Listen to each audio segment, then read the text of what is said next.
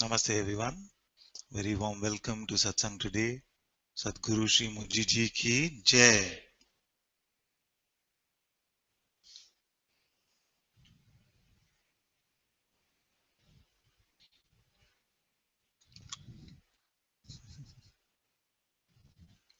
The voice is low. Okay.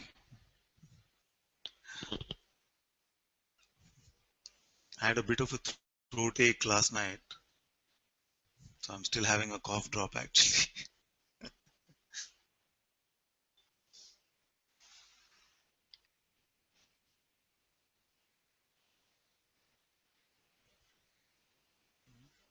Yes, let's see what happens. Let's see.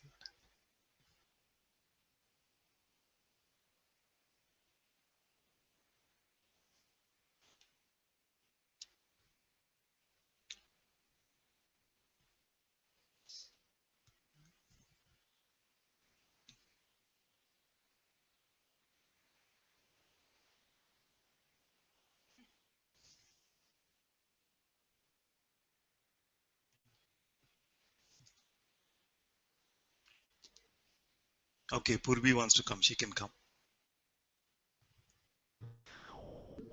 Namaste, Father. Yes, namaste, my dear. Um, Father,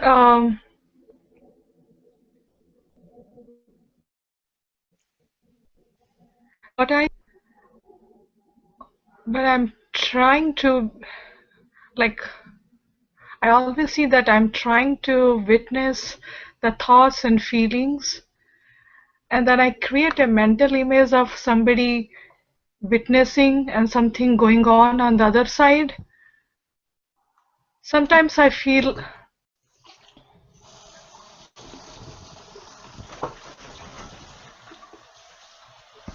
so.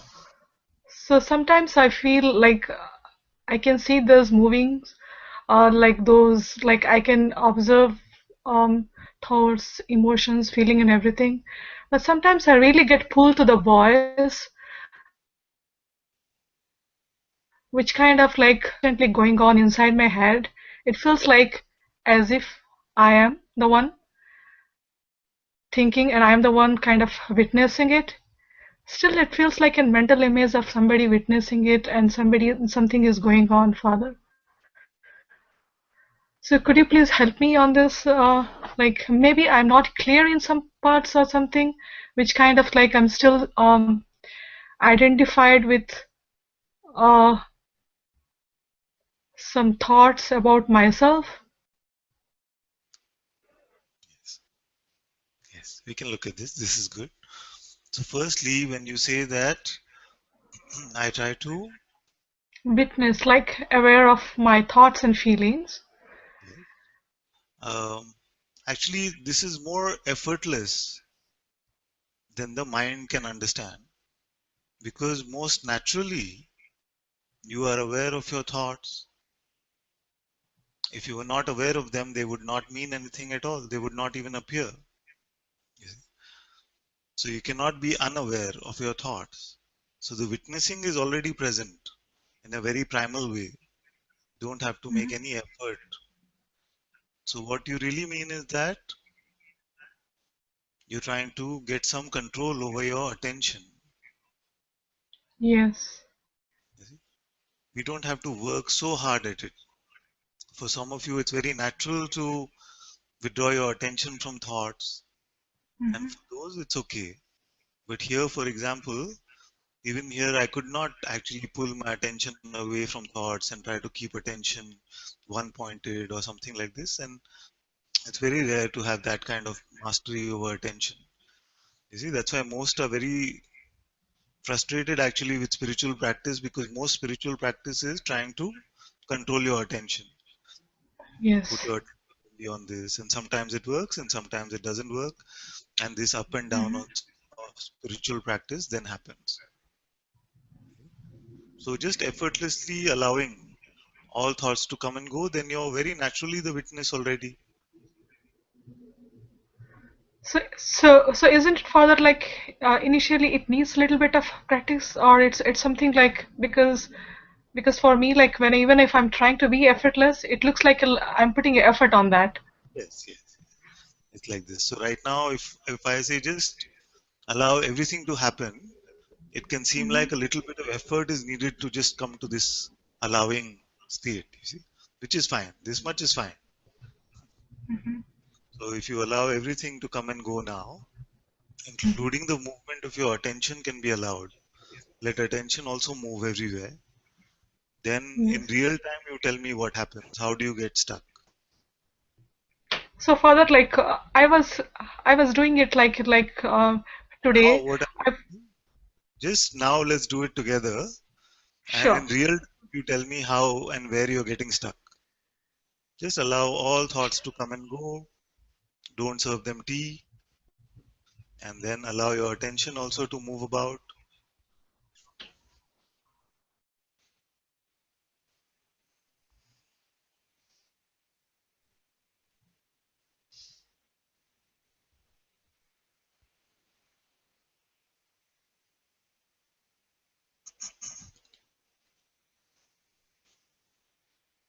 Actually, when I'm trying to do with you, I don't get any thoughts. Actually, I'm like kind of thoughtless completely. Even if like I'm trying to get some thoughts, it looks like Yes, yes. I'm trying.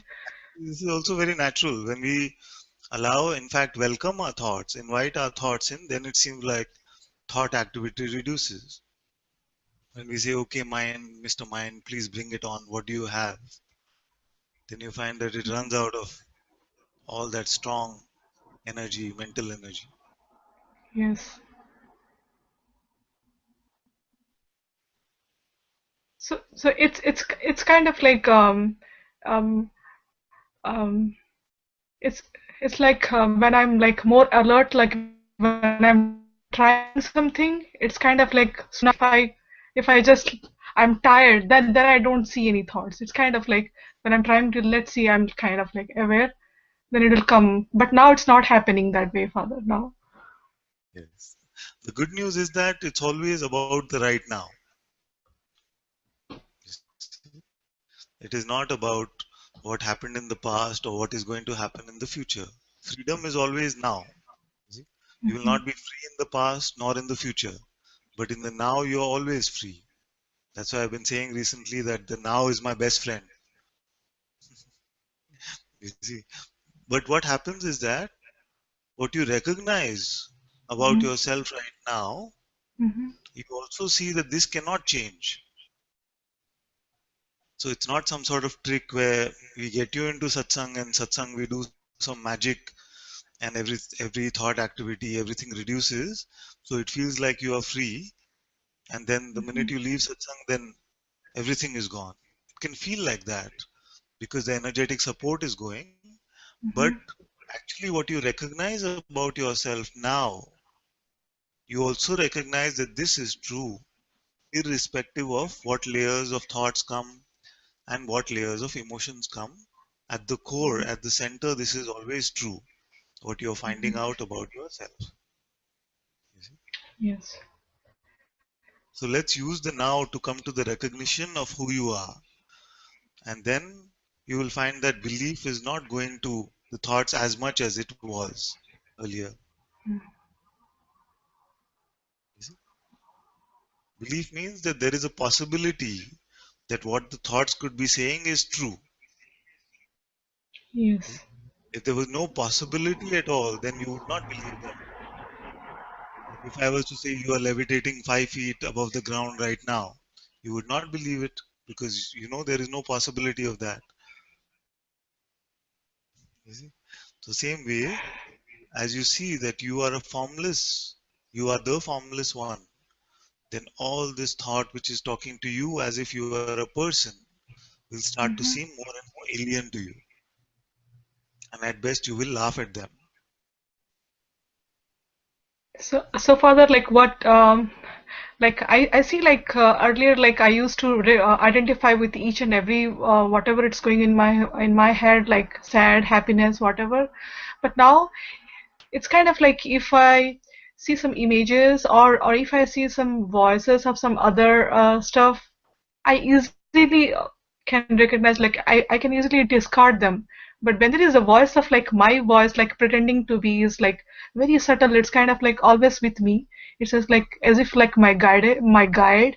It's like me myself talking with myself, like self-talking. So I easily get I mean I usually get too much cling with that part, like which is like my guide. It's like Yes, my yes. inner. The voice of the mind has pretended to be our teacher for a very long time. You see, and Yes, most of humanity is relying on this voice as the guide for guidance as to how to run our life.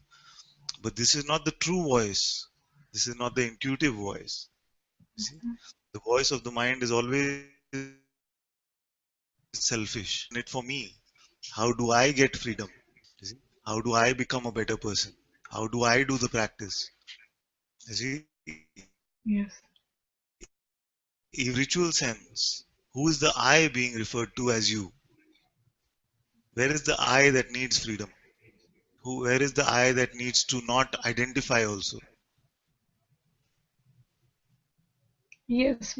Because I was watching your satsang about that I, and I was contemplating on my myself, and I found it like father, like I I cannot be located. Like I found myself like everything is just happening by itself, like my breathing, like my heartbeat, like my thoughts, like everything is just happening by itself. Person in a total, I didn't find that one because it's kind of like building blocks together and making a person. It's nothing. There is a kind of like a a different person, like building, like doing everything, but it's like I felt like as if I'm joined like parts and parts together, and there is no such thing. So as myself, as Puravi, it's something I could not find myself. Then I felt like I'm headless and I'm just walking like something like else. Like I could not, even if I was driving, I was walking, and I was feeling like as if I'm floating somewhere, as if that part like the body is easily I could I can't anymore identify myself with the body anymore.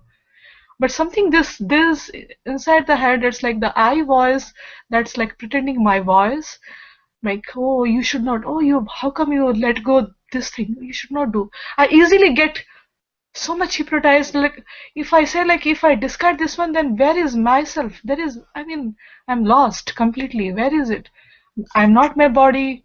Yes, even this, that if I lose my mind, then I will lose myself, is also the thought from the mind itself. Because you see, you yourself say no thought is coming, but you are still here. So you haven't lost yourself.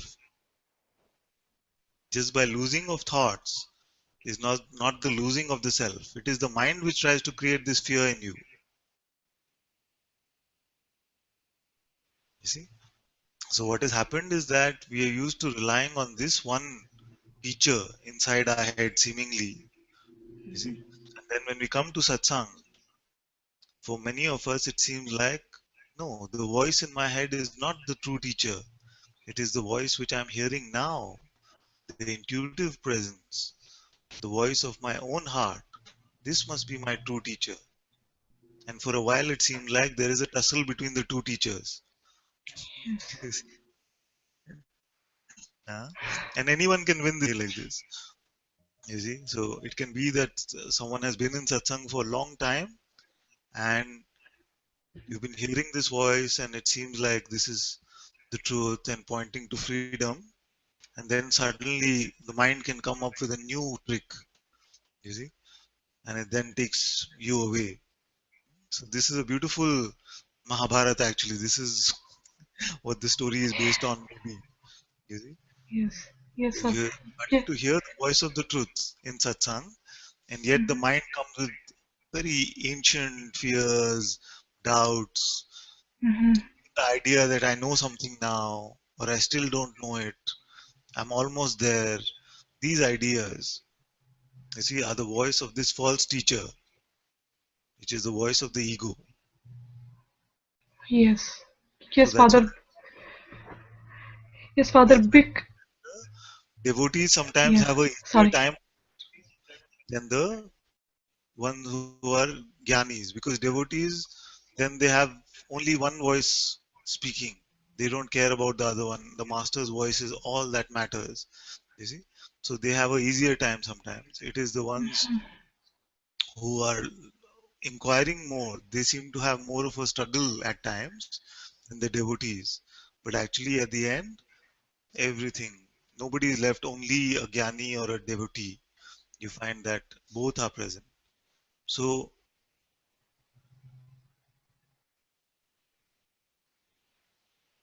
when you hear the voice which speaks in satsang, you have some sort of a recognition that this is what is pointing me to the truths. And if this voice is saying that you don't need to buy anything that the mind is selling you, then as you go about this like this, you will find more and more trust is developing in the voice which speaks in satsang, and less trust is going to the voice which is speaking in the head. You see? Now, if you find that there are some common things which the voice uses, like mostly it could be about relationships or it could be about freedom itself, then you use those thoughts for your inquiry. So if the thought is saying, but you're not free yet,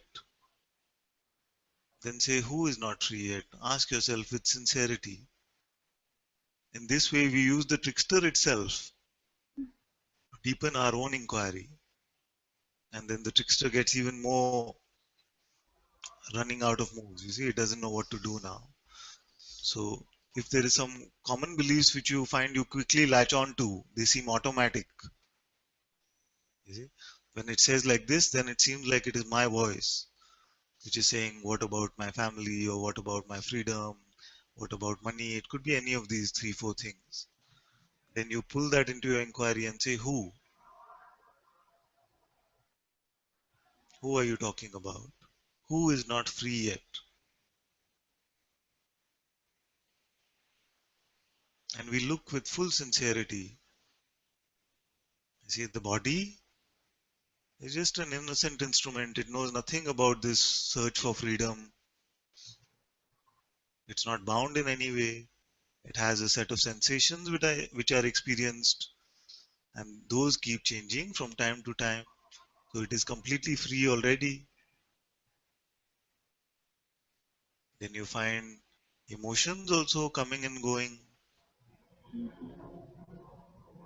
sometimes sweet, sometimes salty, sometimes spicy, sometimes sour.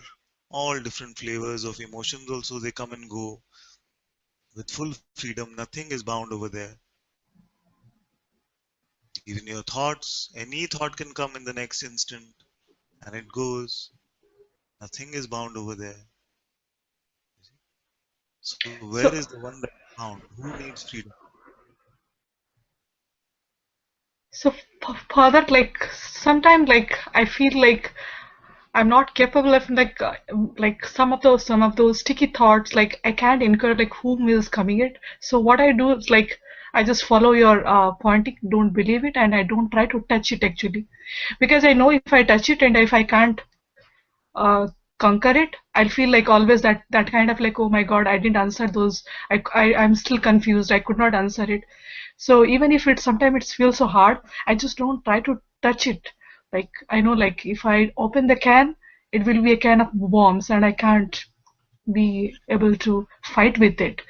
Um, and just last thing further, like what I notice is like everything like about myself or my job or my husband or my kid, whatever about them, that has to come in the form of a thought in front of me.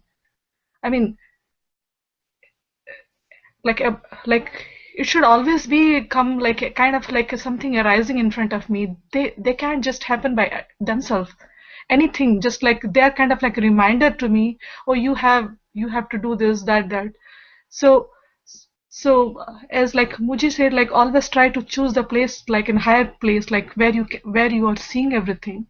So sometimes I see that um, actually all the things are not with me. They just come in front of me like reminding something like, oh, you have a job. If I forget that, then it doesn't matter actually.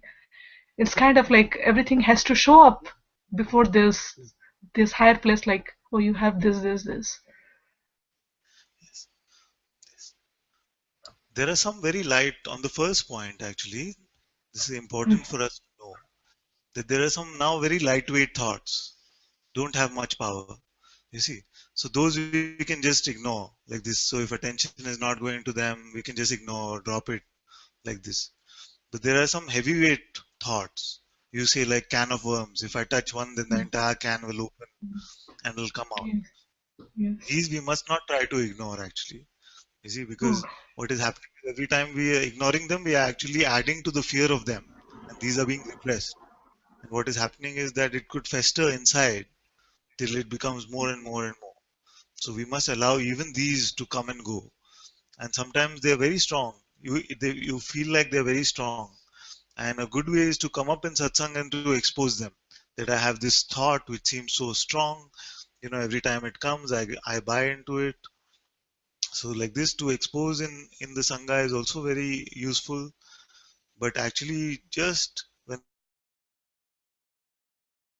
it comes like this, just be absolutely calm because the fear of it is actually more than what it can actually do to you. And also when you come to satsang, don't worry about it. Allow everything to come and go. In this way, it can get released in this energy field of satsang itself also. So don't have a fear about any type of thought. When we say ignore it, it means it's just powerless. It's meaningless. So that's why I ignore it. But if it still feel like so meaningful, so heavy, it'll get me. Then we must not ignore it. We must allow it. In fact, right now you must allow it to come. What is the topic of this can of worms? so, Father, it's like varies like each time. Like today, it's kind of like it's some time ago. It was like about awareness, about consciousness. What is that? And kind of like I went to like an unending maze. Like I was just like walking here and there through, and then I was like trying to search each and every videos, trying to see like what the masters pointed and trying to stick with that. I found myself like I have to hold some crutches to fight against them. I can't stand. Like I was looking for like support, like what does father says, what does Muji says, what does Adya Santi says. Kind of like I have to keep on hearing all those things, listening to those. And then at some point I got so tired. I thought like, let it be. I don't care what it is awareness, what it is conscious. I don't want to know it at all. Let it be whatever it is, maybe. Just if that. Then I stopped it. Very Then now all of a sudden, now it comes like, what is this? Why are you ignoring me? This voice. This, or else you will get crazed. So it's kind of like it's the more I try to, Father, what I mean, like yes, it's kind of like it's always needs some pointings or something to hold me to fight against it. And I feel like because all the masters says like try to be effortless, don't try to hold on or stick some crutches. So I don't want to. So today is like, Father, like I had this strong thought, like I got identified it, like when there is like a quotation I read, like the gap between the thought is where you are, and you watch the thought, and you also watch, there is a no thought. So suddenly a thought came, like the Jashi's voice. quote. You, he made this quote, no, today. So like, So Jash is to blame. yes, yes.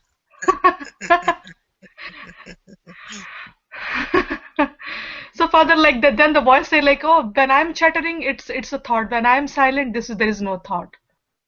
So I thought like, where It's very is good this? you bring this. It's very good you bring this up actually because what is happening, that which we call the seeker identity, is reliant on picking up a bundle of concepts and adding it to its basket of spiritual ideas. You see, and it says, I must understand this, I must also understand this, I must also understand this, I must also understand this. Actually, it is much simpler than that. Something appears to you on Facebook or wherever, you just look at it, You see how it resonates with your experience. If it resonates with your experience, you keep it. Not as a mental concept. It is seen in this way. And that which does not resonate with your direct experience, you keep it aside. Don't bother about it even if it comes from God directly. But Father, there is something which says like, oh, you don't understand now anything. Now you should you should try to get this one into your system. Try to have this thing merged into so that next time you will be like more stronger, more be like more quiet, more peaceful. Yes. Now this one is trying to make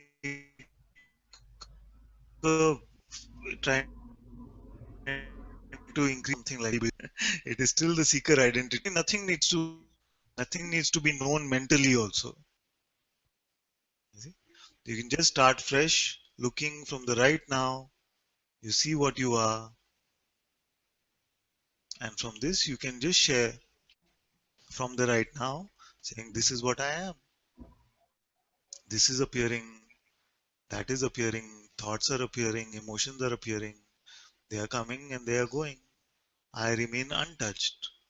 This is from direct experience. If you had heard no spiritual concept, but you were looking completely fresh from right now, you would be able to see this. You don't need to remember this or understand this or know this. Then it is just the spiritual journey is being enjoyed, and there's joy in that. I understand that. But it is not really still about the truth. The truth is here already before any concept of the truth, before any pointing of the truths. I don't mind if I forget the words awareness, consciousness, being, witnessing, all of this, because these words can be used interchangeably. But the direct seeing of what is here, that cannot be taken away, you see. So that is important.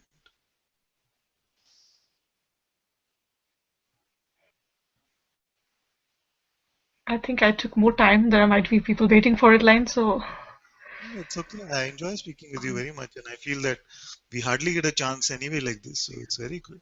yes. It's very good. So, so, so, Father, like when we talk about witnessing, isn't it like simultaneously, whatever it's arising, there will be a witnessing arising along with together? Like there cannot be a witnessing without any, even if it's a blank or even if it's something else, whatever it is arising, there is a simultaneously a witnessing for that. Let's look at I this mean, together. This is very good you asked this. So when something is arising, the witnessing is there. And when something is not there, is the witnessing not there to say that there is nothing here?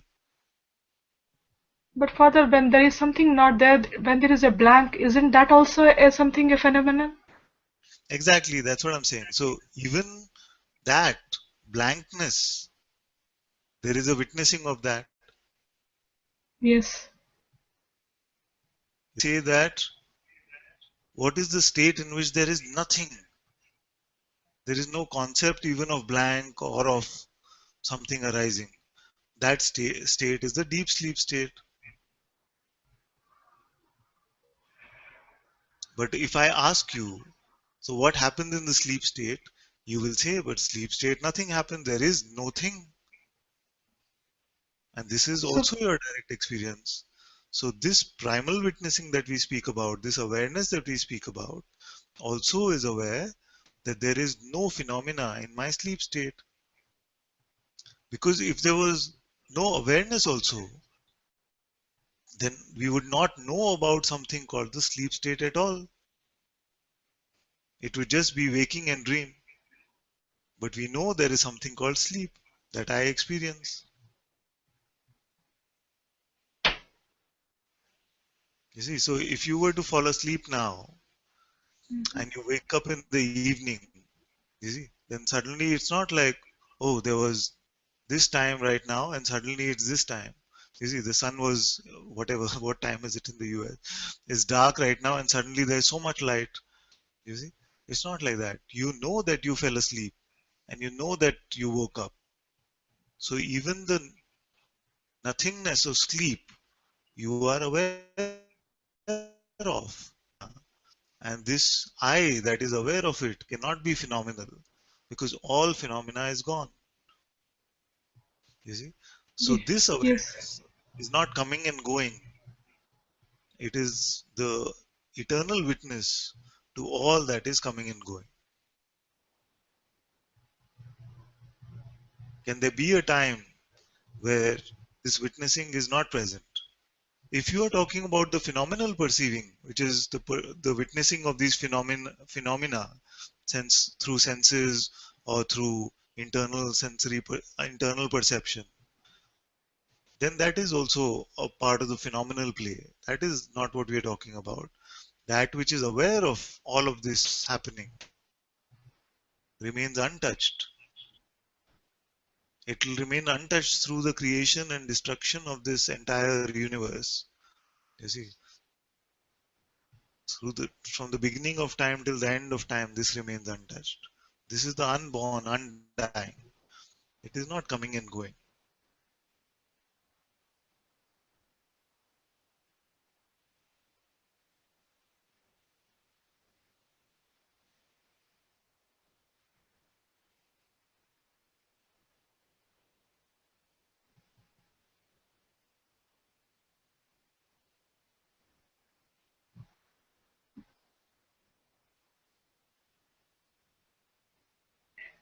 Because further, because I have never experienced a deep sleep, but I remember like I had one kind of like 2 times general anesthesia, so it was kind of a deep sleep, and I woke up after 3 hours. I didn't realize that I slept for 3 hours until somebody told me that you were that you were unconscious or you were like for 3 hours. I didn't know anything what happened during that time. Uh, uh, so maybe I always refer to that as a deep sleep, but I always like refer also to that dream which I sleep and I see the dream. I see that in the dream, I have a dream body like I'm running, I'm jumping on something happening, and I'm struggling, and I'm going through this, that, as if I'm like so much protecting my body, and I'm through the body, and I'm meeting people, and then I wake up and I see like, oh, so my body was here, and I was like uh, so much into that body. So is that this also the same body, Father? Like as I dream of that body, running, Yeah. taking care of it, so much like in the dream I see like my own. Once I saw a horrible dream, like my something happened to my dad, and I was crying so much in the dream, and then I woke up and I saw like nothing happened. And then is that the same? Like because when I compare, like when I do some, I feel like the same thing is here. Is it like a dream body? This thing like which I am talking now also. Yes, yes. There is actually no difference, no? And this is our own experience that that body seems as real. In fact, it could be that that is what is the waking state and this is the dream state. So you'll wake up out of this and go into that and say, I had this strange body. It was sitting in front of a computer. It was talking to some guru on a hangout, and this guru was dressed in t-shirt and trousers. You know, it's all. It can seem as weird and as real as that. You see, so there is no difference. But what is very interesting in what you said is that you have never experienced sleep state. Every night you go straight to dream and wake up from dream. All I remember is like my haphazard dream, like 2 or 3 times. If I wake up like from my sleep, I go to another dream. All So that I remember. there's no night from which you wake up in the morning and say that there was no dream. Every sleep is dream state, is it? Yes, kind of. I think so. Because no, not actually. Because if I sleep for 5 or 6 or 7 hours, I don't remember 7 hours of dream. Like I can't narrate anything 7 hours for. I can just for in 5 minutes or 10 minutes only I can say what I dreamed about. But rest of the time I might be having a sleep which I didn't don't realize it. I just take those uh, uh, 5 minutes or 10 minutes of kind of experience as my sleep. Yes, yes. So you have no sense like if you have a nap sometimes just half an hour or something like this, you don't feel like you went to sleep and you woke up from sleep ever? Yes, Father, I sleep that. I mean, I feel that, like getting up from a sleep. I feel that, but that deep sleep, I never experienced. I mean, I now Yes. I see like what you're saying. Yes. It's not experienced phenomenally because there is no phenomena to experience over there. There's nothing that we Yes. can say about it. But this is rare testimony actually because most will say I went to sleep and there was nothing, and then I woke up and all this play of something it started. So even there is awareness of this nothing, that there was nothing and there was something. There's a difference between sleep and waking state. So when we Mhm, say I woke up at 6 a.m. or 7 a.m., whatever mhm. time we wake up, what do we really mean? What woke up? You see, that we can look at.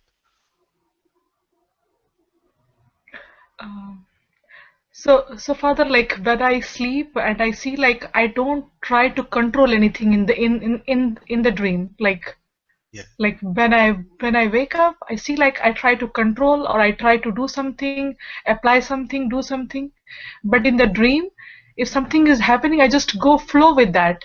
Like if I'm jumping, I'm going through a river and like rowing, I'm doing that. There is no kind of no resistance or nothing to that. I'm just flowing through it, even though I'm experiencing some kind of like some other things. But there is no such thing called as resistance or trying to work out or something kind of. There is no such thing. But when I wake up, like in the morning or from the sleep, there comes the devil. It tries to now figure out like, okay, let's do this thing, let's see this thing. All these things comes into play, but in the dream it never happen. Even if I see a demon, there is no strategy going on in my head like how to tackle it. It, yes, yes. My experience is a little different actually. I have seen that even in the dream state, there can be this sense of choice. What should I do? Should I go left? Should I go right? The sense of decision making is there. The sense of frustration can come. The sense of not knowing what to do can come. You see? Mhm, So it's only that upon waking, some of these memories could be going that I was feeling this sense of choice or decision making and things, and it feels like everything just happened, which is exactly how it is even now. Everything is just happening, but we are creating this mhm. idea that I have some control over it. There's actually no control over anything at all. Everything is just happening, just like the dream. You see? Yes, yes, because a thought comes and says something, then another thought comes says like, oh, you didn't pay attention to that. Then I stop. Then another thought comes like, then I see like after 5 or 6 it just die. It doesn't Yeah, do anything if I don't touch it. They just come with like a package, like buy one get three free, buy two get five free. It comes yeah, like that. It's like if I see like father, like I had very like something happened in my neighborhood, like some kind of like an incident, some kind of like a shooting something. So I got very scared about it. Then then thought come like, oh, you should go home, yeah, and you should check it, or if something happens. Then I used to get that panic thing going on inside me. Then um, following the pointings further, like first a thought came like, oh, you should go back to where from home, like to the from work to home early, like to make sure everything is good there. I didn't touch it. Then another thought came like, wow, what will happen if another somebody will come into your house? Then I didn't touch it. Then the other one come, then it died. This happened for like 2 or 3 times. I don't say it stopped completely, but it happened. Then now when I look back, I just laugh at myself. They just come in a row, like children holding together. They just come together, all the thoughts. They just like, they have like a strategy. If you don't yeah. do this, option B or option C, if you don't do option D, they have like unending, never ending process. So they just come along with that. So I stopped, like, that's what I told, like I sometimes I stop it because I know like if I open it, I don't have any, I can't do that inquiry like who am I, like whom does it, because mind will throw so much tantrums to that. So I feel like I should be more coming more to the satsang, Father, like to be with this, and because this kind of releases a lot of um, concepts, lot of beliefs. Even though I watched the videos, like recorded these stuffs, but talking to you face to face is totally different. It's totally different, Father. It feels like you're talking to my heart, and I'm just talking, listening to you. Thank you so much, Father. Love you a lot. Love you too, my dear. Very good, very good.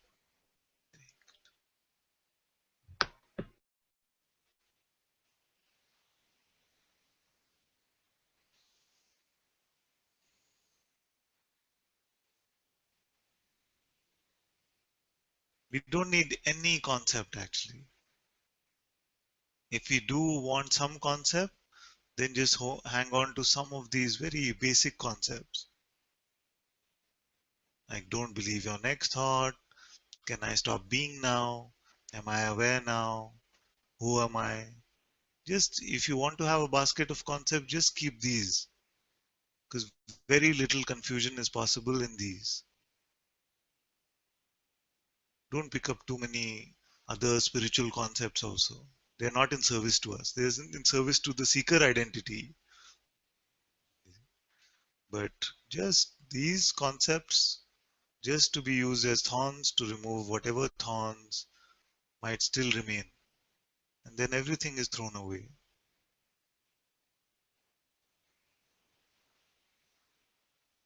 The seeker identity is the aspect of the ego which is trying to make you give you some spiritual mastery by collecting all sorts of knowledge and concepts and ideas.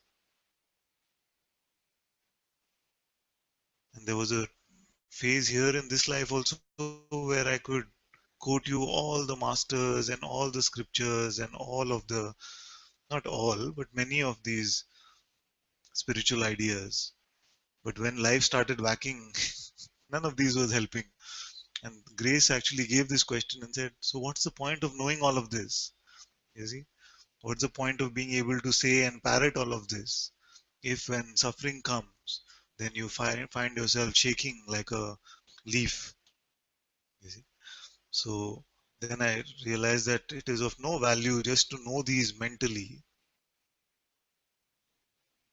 It's better not to know anything at all and just to be open to looking at what is here.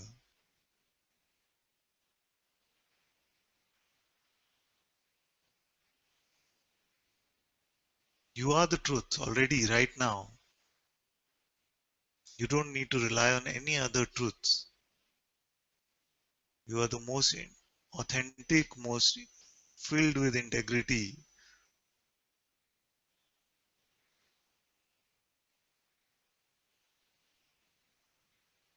So all pointers, even the pointers in satsang, just use them, check for yourselves if something is ringing true, if it's resonating, then you keep it. If something makes no sense, then you have two options. One is to come up and say, but this doesn't make sense. I don't see it like this. Can we look together? Or if it is not resonating, you just keep it aside. You don't have to burden yourself with any concept. This is the unburdening from concepts. This is the coming from I know something to I don't know anything at all. Going from the false knowing to the true knowingness itself. You see? So let's not worry too much about these concepts. Let's speak from direct experience.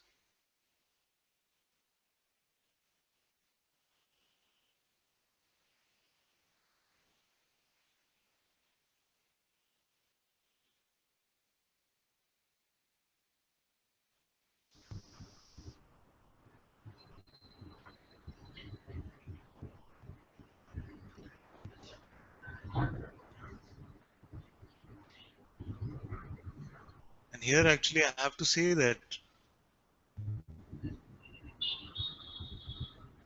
once we see what is here,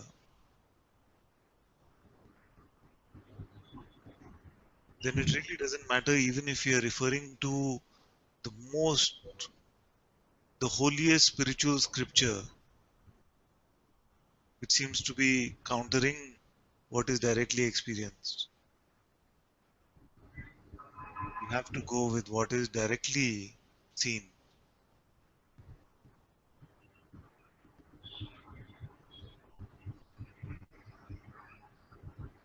Because the point of scriptures is not to fill us up with concepts, just to point for us to check. And if after checking we find that it does not correlate with our direct experience, then it can safely be thrown away.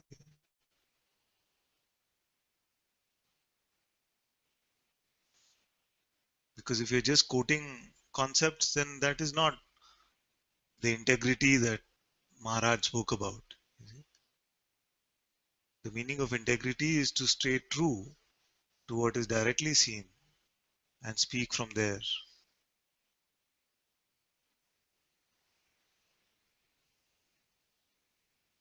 not staying true to any mental ideas or concepts.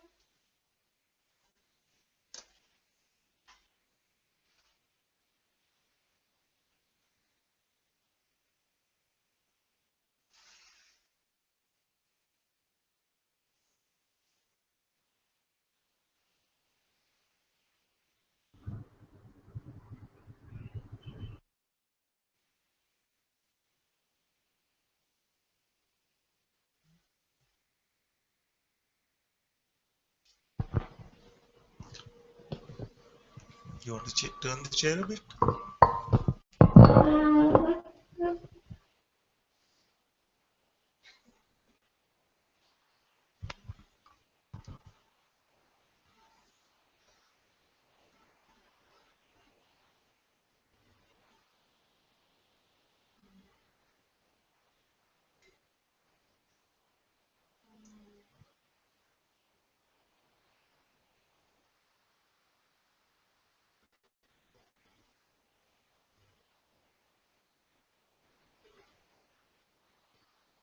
Um, I was gonna I was gonna talk about something that's been coming up, Yes. but whenever I actually like come up to talk to you, it's not there. So I don't know if I should still talk about It's it. okay. Yeah. We can say a little bit. Yeah. Okay. It's something that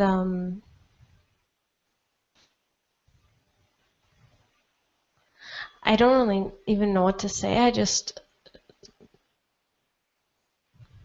It's like an energy that Yeah. I noticed.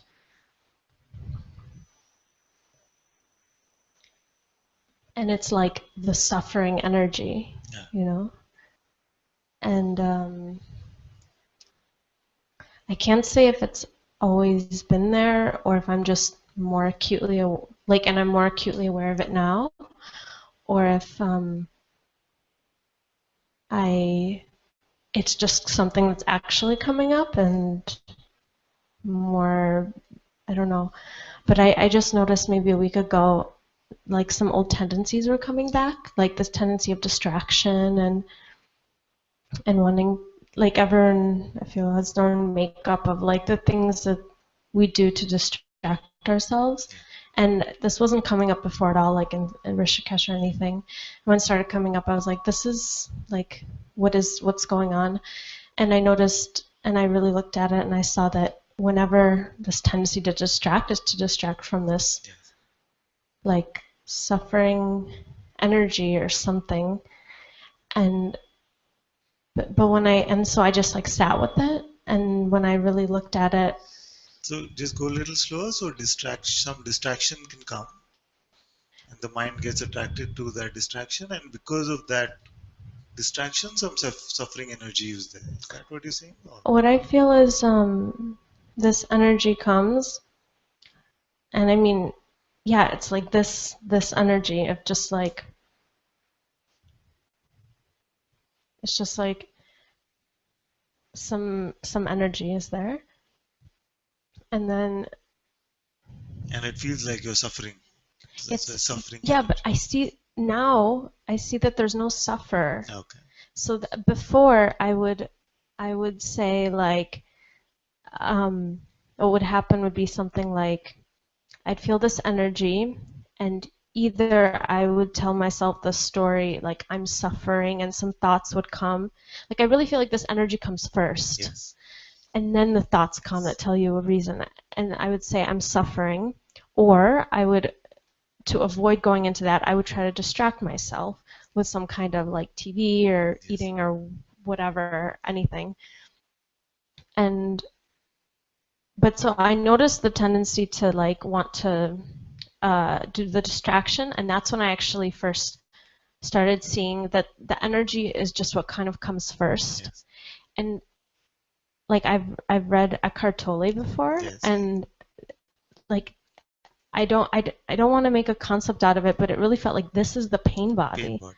Like just this like I don't know, this suffering energy, but there's no suffer. Yes. And just the story we tell. So, and it's been coming up so much like the past week, just yeah, like it's there now too, just like this, you know. Yeah. But and yeah, I just wanted to somehow, I didn't know if I should say something, because from the perspective of like the truth, it's nothing, but still I just wanted to say it somehow. I just felt like you had, maybe I'm seeing it wrong, or maybe you had something else that I could see it differently or something, and maybe it's nothing at all. I don't know. This is good. So the sense of this energetic pain body or suffering sort of entity, you say it's here now, and you also like have a frown on your face. It always comes with this. This sort of And that's the thing, I didn't feel that before. Before it was just like peace and happiness and all this stuff. And now it's just like I sit in my room like this for a long time. But I'm not, because I really just let it be there. yeah. And I'm not really suffering anymore. It's just the energy is there. And what does this energy? Where is it? Where does it feel like it's appearing? It's in here, and yeah, it's also just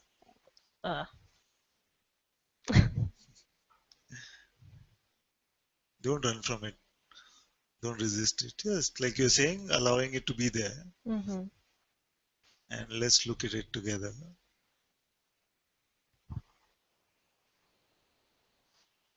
How is it feeling? Is it feeling strong or mild or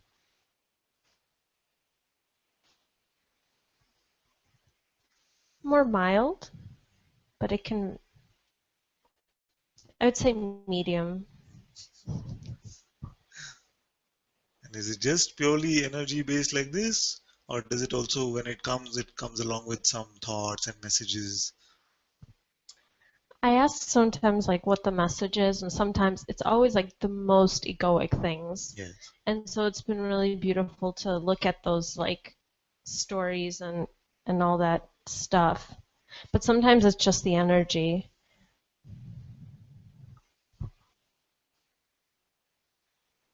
What is your first memory of this kind of energy?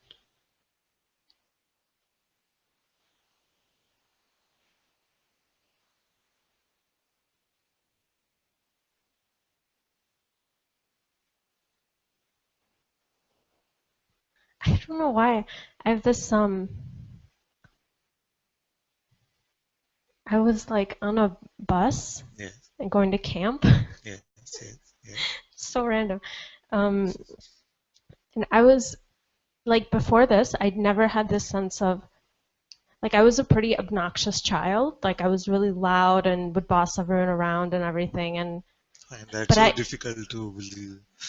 It's okay. but I was or maybe I wasn't, but I was really just like really loud and like I just did whatever and had no sense of like self-consciousness in any way. And then I don't know. It's okay. Say, I say. remember I was on this bus Yes. and I was being really like I was just I don't know what I was doing, dancing or whatever, and then all of a sudden I realized, wait, I'm being like loud and I feel like these people don't like me.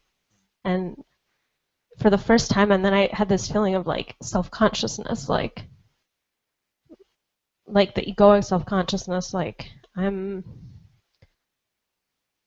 I've been acting wrong this whole time or something like that. And like after that I became like much more psychologically self-conscious, like of how people see me and things like that.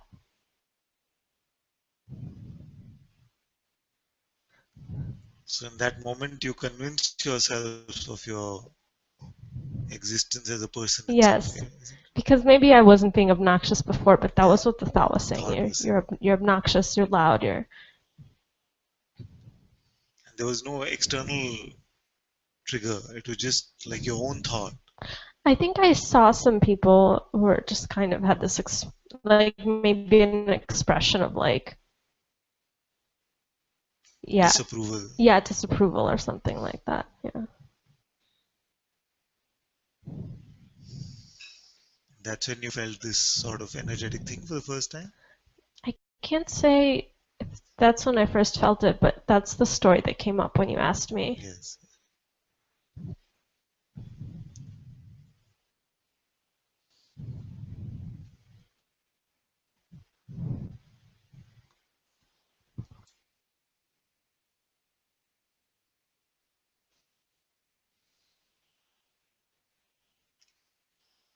So in this case, especially, we must not say it's coming. We must say it's going. Because it has been there. Our ideas about ourselves and how we must be, this self-consciousness, actually is ego consciousness, isn't it? The separate sense of existence, which cares about people's opinions about us, our own thoughts, their thoughts. All this seems to be primary for this one, isn't it? So now this one has been there, now it is has to come up like this.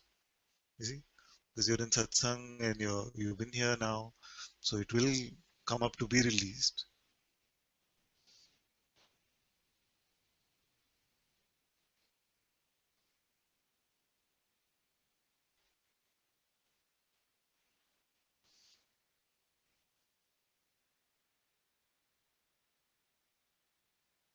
As you're coming to your unassociated beingness, all this seeming energetic reservoir must also be emptied out, you see. And grace knows exactly when to deal with what. And right now is, and as you're here, it's the perfect time and space to allow all of this to go.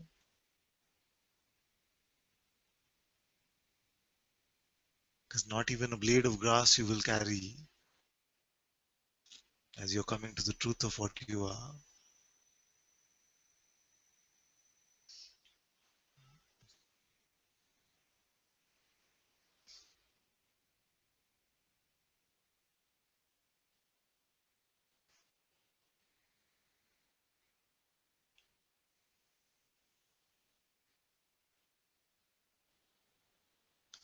And there's something very primal in this story also, actually.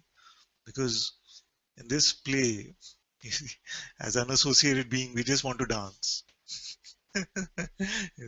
This joyful dance is just happening. Then the mind comes and says, behave yourself, get a life, you know, get some work, be responsible. It says all these things. So it's very, very primal. This whole thing is the core messaging of the mind and the ego. You have to, you cannot lead a joyful existence and cannot dance about and get serious. You see? Now we're getting rid of all of these ideas.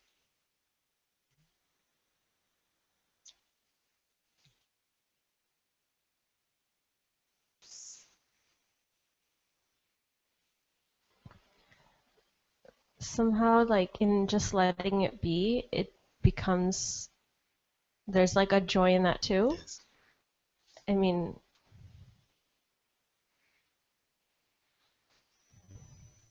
but also it's a fear like how long is this gonna Going to be be, there? yes. Like, is this a big pain body or something? I have to, I don't know. So what did Tolle say you're supposed to do with the pain body? Have you read his book? I have, And but I don't yeah, remember if there was something. that's the thing. I normally don't think about him at all, but like this is just it. That's what it Because really I felt don't feel like. he would have said we must try to push it away or it must go No, or something. he said that she, Don't add it. yeah, just like in the presence of your awareness, it's like melting or something like that. But now it's nice to be able to see through that pattern of distraction, especially that was big to see like I don't want to run from it anymore. Yes. Yeah. It's still there? This. Yeah. It's there a lot recently. What's it doing? Just Just sitting like around. just feels like a festering, like a Can we laugh at it? yeah. Yeah, we can. It's Mr. Grumpy Face. Yeah, it's like I just feel like I'm sitting with a grumpy face all the time, which I wasn't like that before in Satsang. I was always like so happy and blissed out, and now I'm just sitting with this grumpy face. Yes. It's very good for it to come and to get released. Like he'll say bye bye to Mr. Grumpy Face.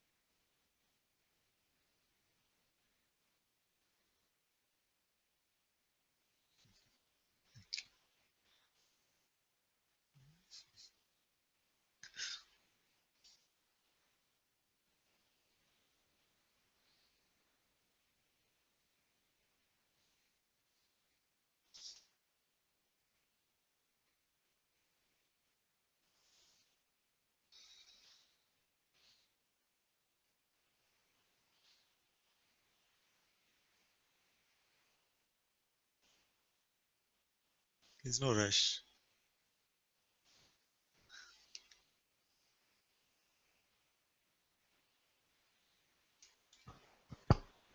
I still do feel like a slight fear, like when will it go? I guess I don't know. When was that bus journey? How many years ago? Oh my God, like it was like 11 or maybe 7. I don't know what. Yeah, I guess it's always been there. This I'm way. just more acutely aware of it. Yeah. Okay.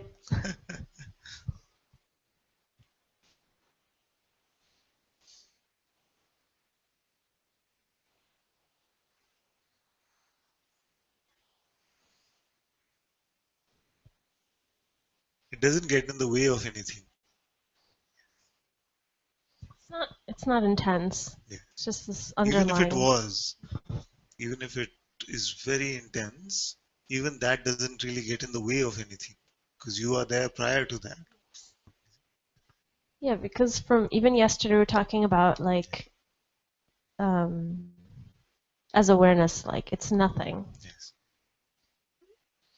and so and then I was Yes, but what yeah happens sometimes is that because we know that for awareness it is nothing, then we try to convince ourselves, but it's nothing, it's nothing, but it's nothing. yeah You see, but that becomes mental in a way, and that comes we come to some sort of a Advaita denial of what is appearing, and we must not do that. You see, when you get stuck like this in the concept of it's nothing, then we start becoming in denial of what is appearing instead of just being open to it and looking at it fresh and being able to laugh at it. We're just trying to fight it away by saying it's nothing, but internally we're still feeling, oh, it's something, it's something, and the mind is saying it's nothing, it's nothing. It becomes like that. So, so we can just say it's just another appearance. That way, then we are not denying the appearance of it, and we are open to experiencing what it is doing. But we see that for that which I truly am, it has no effect. It does not touch me in any way. In that way, it is nothing. and that was happening a little bit like the Advaita denial was Yeah. happening a little bit, and also this thing like yeah from that absolute perspective, even just to come up and ask a question felt like you have to pick up this a concept or believe a thought to do it. But then at the end, I needed to come Yes. up and talk about Yes. it anyway, Yes. Yes. and even just this thing of like it's still this doership, like to come up or not, and all this stuff, and These things you can get rid of yeah, last. okay, Okay. okay, I noticed also there was this. You had this thing that should I ask this or not? It's not so strong now. These you can yeah, definitely ask. That's why we have all this. yeah, yeah. Yes. That's what I felt like. It's about this trying to conform to some right way of behavior, Yeah, which maybe started off in that bus ride or whenever yeah, something around something. that, which is still something for you, sticky for you. So Yeah. you be a rebel for a few days. Just come up with some silly questions and just, let everyone think you're so silly and let's see what happens. Let's see what breaks down. What will happen? Will the world stop spinning? You know, if Prabha becomes like really silly and obnoxious and comes up with the most silly questions, and everyone's thinking, why does she have to talk so much? Let's see what that will look like.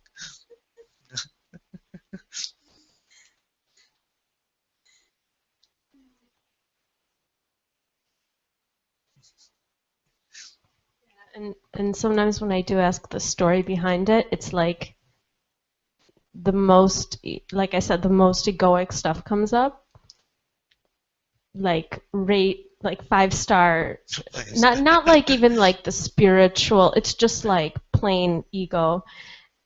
But I don't even know. It's just there. It's just like these. I don't know. It's just there. I remember Just some actually now that stories. this seems to be something because I remember maybe you said that in the Midwest we have these norms of behaving properly and things like this, which is also about the same thing actually, isn't it? That it could be that you're feeling some pressure externally to conform to what is good behavior or not, and your mind was also adding to that, saying these people are not liking what you're doing. Behave yourself. It is that one story. It seems to be a constant one. Yeah, I think it's even more with, not necessarily in the Midwest, but more like in, like I was saying, in my family. Yes. It's just like this, I don't know, it's just this cult. Yeah, it's very egoic way of being. I don't know if it's the whole world is like that, maybe, but yeah. I see in some cultures or some families, especially more self-conscious or behave this way, speak this way, don't say this. It's too constrictive, although for them it feels like this is the right way to be in the world.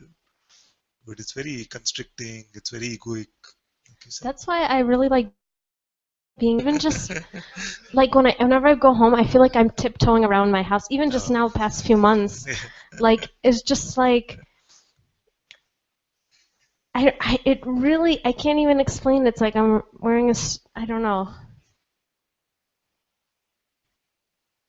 Like I mean, even just like the most basic things, like my mom and whatever family, whatever, telling me like go put some makeup on, like you Oh, know, this kind of just stuff. like basic things, This kind like of stuff. just keep reminding me like of these just basic, just like you're a person, Yes. like go get a job, like you're wasting your life, what are you doing, like, and then just yeah, and just so many rules, you know. So that's why I like being in India. It's like you can eat with your hands and you can just like Yeah. you can just it's more relaxed, you know? It's Yes. just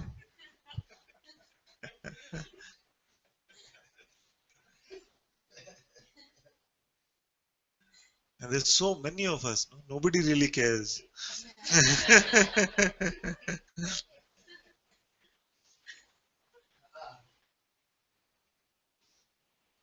I opened the paper this morning and I said I read this news article that 81 people were hurt yesterday in Bangalore protesting some Provident Fund withdrawal. And nobody knew anything about it. 81 people. In any other country, it would be a big thing that 81 people were injured in a protest. Here, it's just something. Tomorrow nobody will remember also. Yeah. So it's just like this.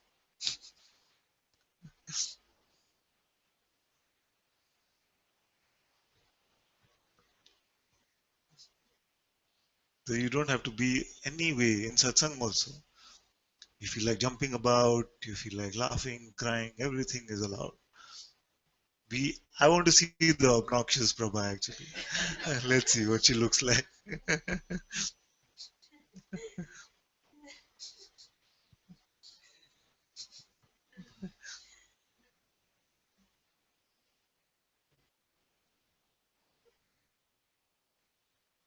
Because I don't feel it would be obnoxious at all. I think it was just like having fun Yes, and just relaxing yes. and just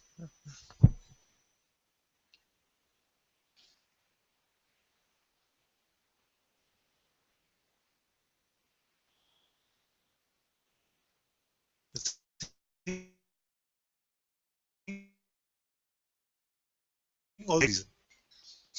Happy someone will come and try to tell us, are you doing well at your work? Are you making enough money?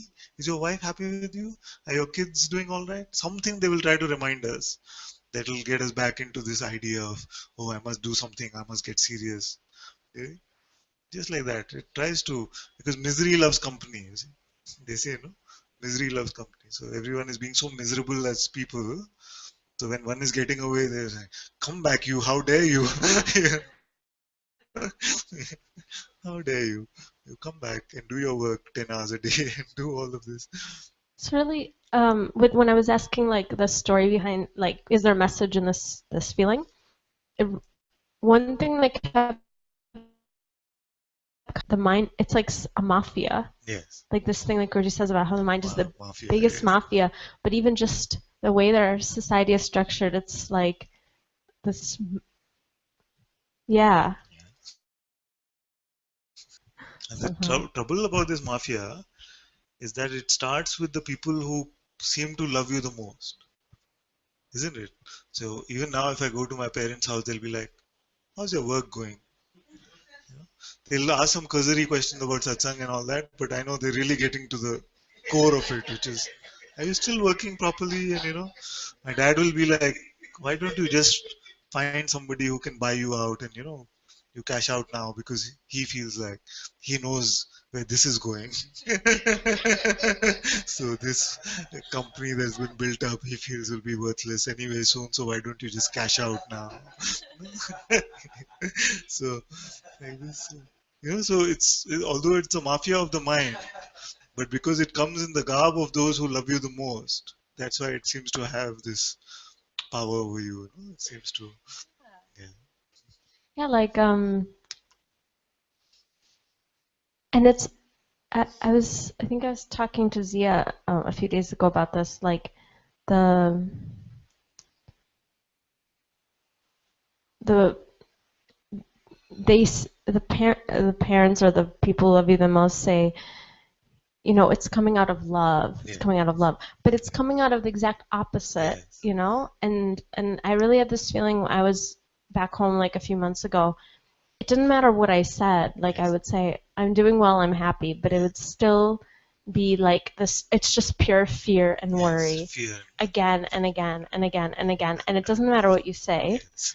And I just really felt like, I mean, at some point I was just going to leave, and I probably should have left, but I stayed around. And I felt like it, like, crushed my spirit, you know, to be in this environment for like 2 months.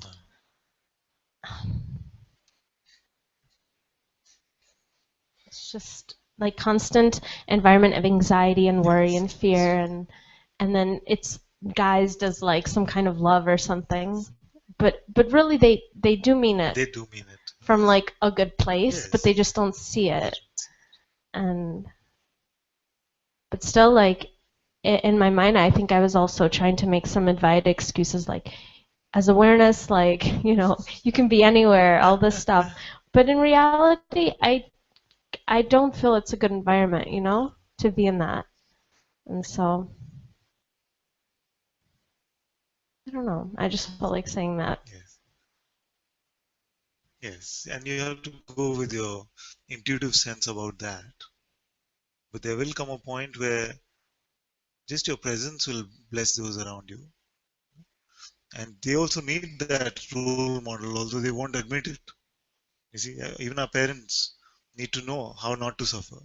And they need to see one who is not suffering in spite of whatever might be happening. They might, some worry and fear might come about that. That why is he not worrying?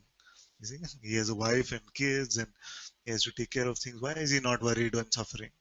But also they need to have that role model to be able to see that it is possible in this realm to have a suffering free, a worry free existence. But you have to go with your intuition and you have to say, okay, right now I need some space from them. I need to marinate in this truth of what I'm discovering. And later, then it won't matter whether, you will not agree with them, but it will not be like, oh, they are crushing me or something. Yeah, I mean, in many ways, I felt many things that they were saying was like not touching anything, you know, it was like Yeah. going through. It was just some concepts that were still like held, that's what was being like, that's what was hurting. But still, they're constantly trying to engage with me, and like they, I would love to just, maybe this sounds like a terrible thing to say, but I would be totally happy to actually never see my family again. And I felt that way for years. Like, they're just people, but they have such a strong attachment to me as like their daughter. Maybe like a few members. You have an Indian family, basically. What? You have an Indian I family. really do. Like, I mean, they're like the culture or whatever. It's just like really controlling and all this stuff. Um, but yeah, they're constantly like trying to engage with me, but I really could just, I don't ever, yeah. For me, actually, there's a big switch that happened once I had children of my own. You see? So everything that I used to resent my parents for, then I started saying, wow, they're so nice that they're like this. They were so bothered about me, so concerned about me. And I saw it was coming from my own children. So something just switched. And I felt like I could understand both sides of it. So now I can understand when my son is rebelling and saying this is like this because I was there not that long ago. and, and I also understand when my parents, my mom still, I'm 41, she still calls and says, what did you eat for breakfast? Are you eating enough? No, but How can that drives me crazy? I don't know how. it used to, but now it doesn't so much for me. Yeah. It used to be like, wow, I'm 20 now, I'm 25, I'm 27. Till I had kids. When I had kids, I was like, okay, this is what it is.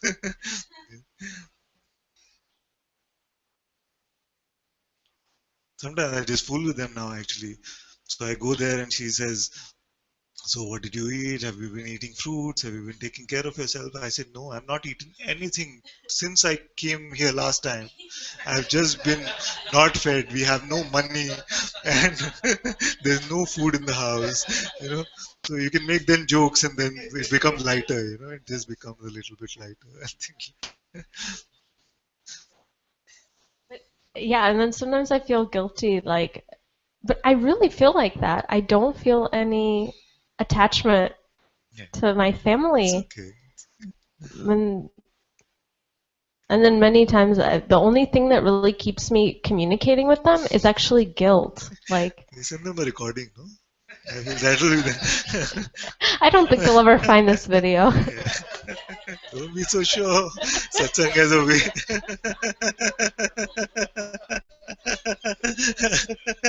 Now she's scared.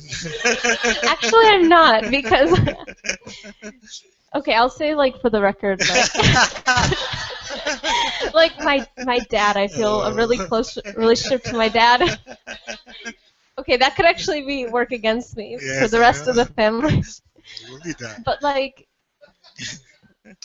with the rest, I really often have felt this feeling of like I went through many periods where I don't talk to them for like maybe like months. I won't because I don't feel I need to. But then the energy is from them is always like you need to call us more. You need to talk to us more.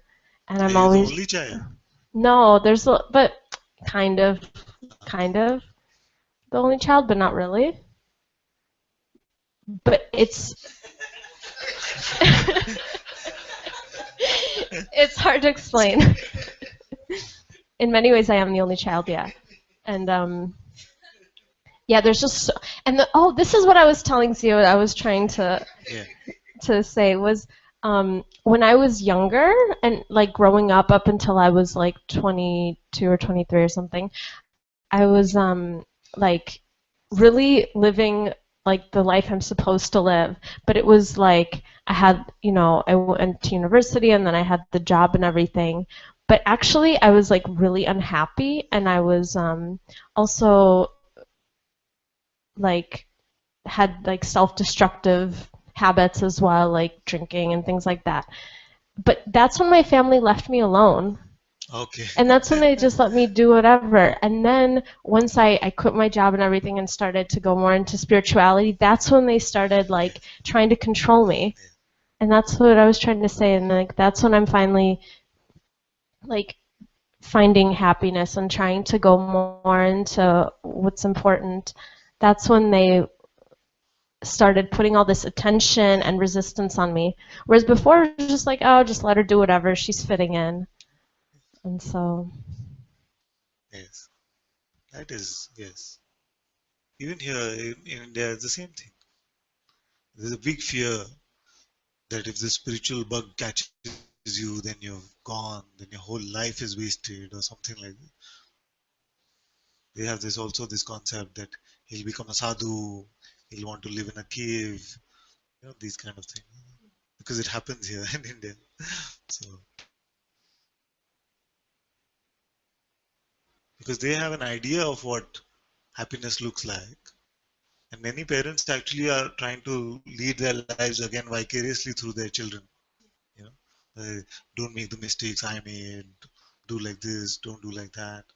So they're trying, and they mean well ultimately, but it cannot be that way.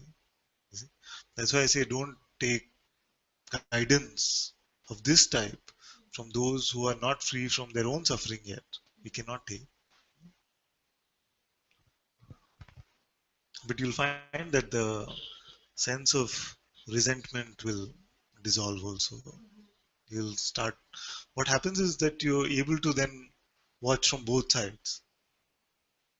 You can also like step behind their eyes and see how it must be feeling for them. That we had a daughter who was so well on track. She went to university. She had a job. She was drinking with her friends. Everything that you're supposed to be doing at that age.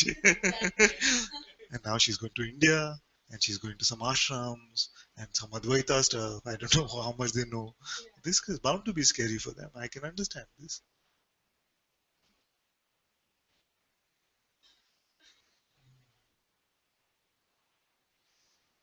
And all they probably know about India is all the hippies in the 60s when they came here, the Beatles. I don't even know if they know that much. You see? And they're all doing drugs and getting high and That's the thing is, like, I'm relatively honest with them, and I'll tell them, like, you know, I used to be really unhappy, and then they kind of, well, I don't know if they really saw it, but, and I'd be like, yeah, I used to drink a lot, and I used to, like, all these things, and they were fine with it, but now I don't, I told them, like, it's been a few, they ask me if I want wine or something. I say, no, I don't drink anymore. Like, I don't. They can see that I've changed for the better, and they do say that, but they still persist with the stories and stuff. But yeah, I guess the question I do have still is like that feeling of just wanting them to leave me alone is just the basic primal thing that, and I can see from their eyes that they feel rejected or something, or I can see that, but I'm really only interacting with them out of guilt or a feeling of responsibility. Like there's love there, but the love is the same as for anyone else. I don't feel a particular, like, yeah. So I I feel don't. like I want to defend them a bit. I don't know why. I just feel like it just okay. So I'll just say that when I had my son, before that I was like, what's the big deal? What have my parents done which has been so special in my life? Every parent takes care of their kids and things. And within 10 days, that entire concept was blown because it is not easy, you know. And my son was hypersensitive, hyperactive. He was born with jaundice. Everything was happening with him. And so we were taking care. Everything was going on. There was no sleep, just. And it's been like this even now. He's a teenager. But everything has been something or the other, something or the other. And you realize that parenting is very easy to say. There's 7 billion of us. Therefore, everybody has been a parent. They've brought up their children. But even that, I must say that being a parent is probably the hardest thing I've ever done. So if nothing else, that deserves some respect or love or something. Not to give you a lecture or something about it, but I just feel like I wanted to share my switch and how it happened because it was so clear here also. I was very this. My dad was always busy with work. He didn't help me with my studies. He didn't help me in anything. It was this sort of resentment was there, and lots of things with my mom also. Lots of things were there. But once I had my kids, there was a much greater affection for them, a much greater love for them, and respect for what they did. You know, just basically physically what they have to go through as parents.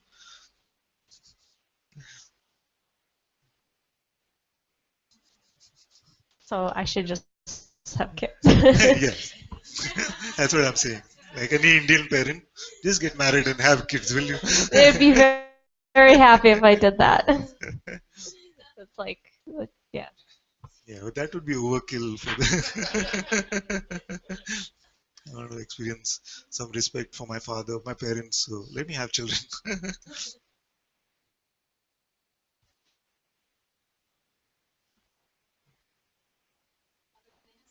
Yes, yeah, yeah, of course. Anandi wants to say something to Prabhu.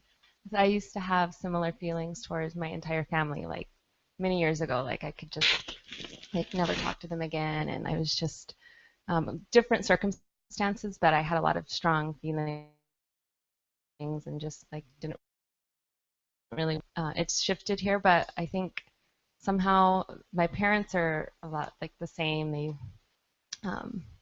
I just talked to my mom last week, and she was very worried about me and like really concerned because I don't have like, I'm not fitting into like her projection of what she thinks and all of that. And it still can be like a bit annoying, but for the most part, it's just kind of like I can just, I don't know if I'm more detached or something, but it's just, I can see it's just sweet. Like there's just a sweetness even in that, it's just like, and I started laughing when she was sharing this, and she said, "It's not funny, I'm serious." And I was like, "Okay, I'm sorry. Yes, thank you." But so it's, I just wanted to share that.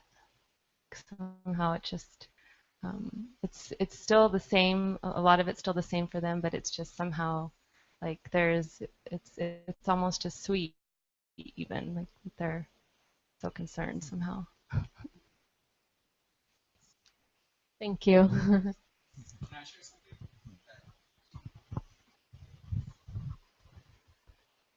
So I think it was a couple of satsangs ago. Shivam took me home. Is he here? No, Okay. he's not. And he just asked me about my family too. And my mom like thinks Muji's the devil, like Satan himself. Thinks Michael's a minion of Satan. Oh, really? Yeah. So every time we talk, it's like the same thing. And I was sharing this with Shivam, and he brought up something, and I just want to share it with you because I don't know what it radically changed here, but he told me that there was someone in Satsang that came to ask Muji a question, and it was like what we're talking about, like my parents, like they don't understand me, they don't get me, like this, that, and the other. And then I don't know if it's word for word, but Muji said, he said to him, he's like, "You're the only chance they have at truth." And I don't know, just that just changed everything. It lit a fire in here, and yeah, I put that first for anything that they say or anything like that. Like I'm their only chance at truth, and like I said, like even hearing my mom and I don't know, it did something. So I just wanted to share that with you, and I love you. Hey, might be a good idea not to tell them that.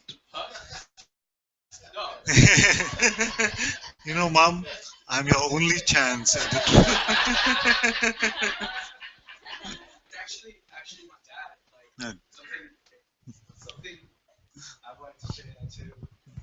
Like the love that. So my dad, he told me, he's like, my whole life I've been working like for you. And then he's like, and when you just stopped, he's like, I don't even know why I go to work anymore. Like he's like, I don't even have the strength to go to work anymore. And he's like, the only thing I'm living on right now is that you say that you're happy. He's like, you were very depressed. You were in your room. I thought, I was gonna lose you. And then some of the kindest things my dad like ever said to me, he's just like, listen, he's like, I don't know what the hell you're doing there. And he's like, I don't care. I really don't give a damn when your mom brings it up. I just tell her to shut up. But he's like, listen, you said that. He's like, you said that this is what's gonna make you happy. So he's like, you better not run from this. He's like, whatever you went to go do, he's like, you better do it. He's like, you better not come back and say like, oh, he's like, I don't want to hear it. He's like, whatever it is that you're going to go do, he's like, you better man up and go all the way. And he's like, he's like, your mom and I right here, he's like, we don't know what to do. He's like, so you better come back. It's like, you better do it, And like, that switched so much here. I was just like, all right, Dad, I gotcha. Yeah, I just wanted to share that too. So yeah, everyone here, whatever you came to do, like just do it. Man up and get it done. Just get it done. Or woman up and get it done.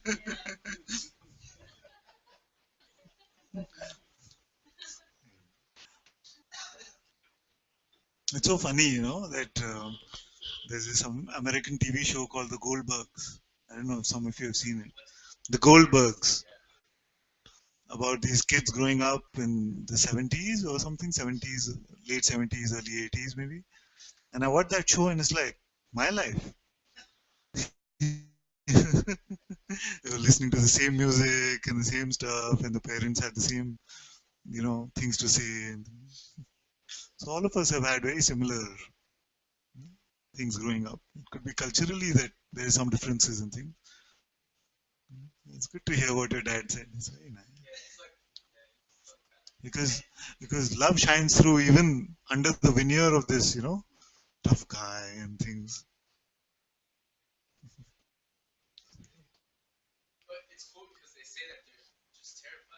Yeah.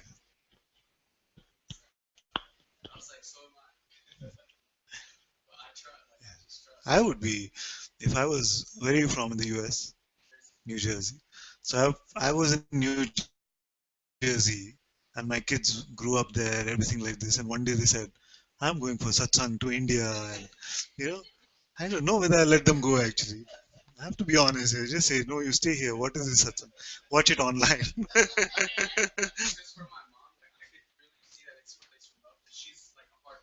She's a hardcore Christian. You want the mic again? This might be good for everyone.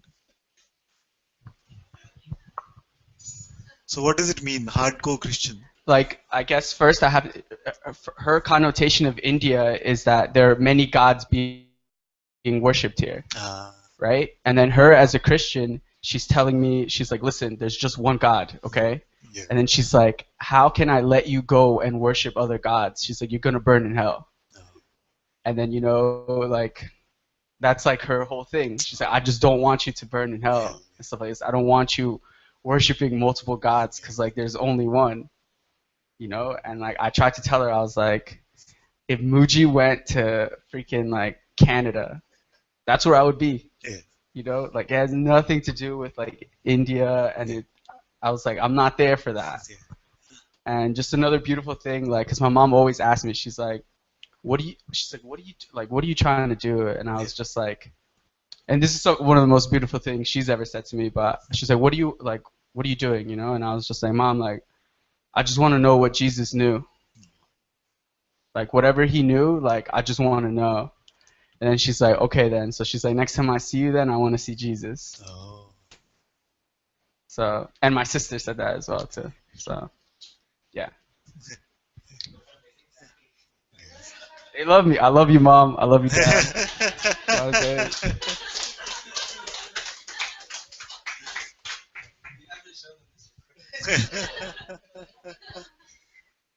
Yes. I'm gonna be in trouble in my Say something Hello. like. I think. Hello. I just wanted to still say, like, I think that this thing of like, oh, leave me alone. That's also, it's just like the flip side of the ego. Like, it's just, and I have seen that like this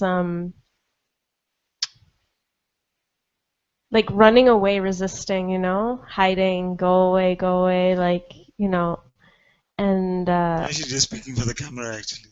what? She's just speaking for the recording. No, I really mean.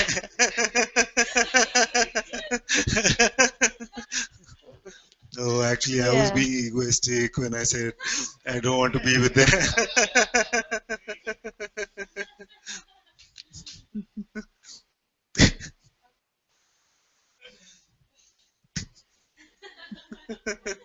It's not for the camera, but I know. yeah. But yeah, I really feel like that'll all get washed away.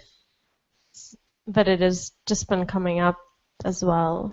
And I think it's good to just like have a conversation like that. And also you gave me the liberty to just do whatever. So You must. So I've just been just speaking and whatever. It's very good. It's very good. It's very good. Because we must not feel like, oh, we are in satsang means there's this constricted environment. And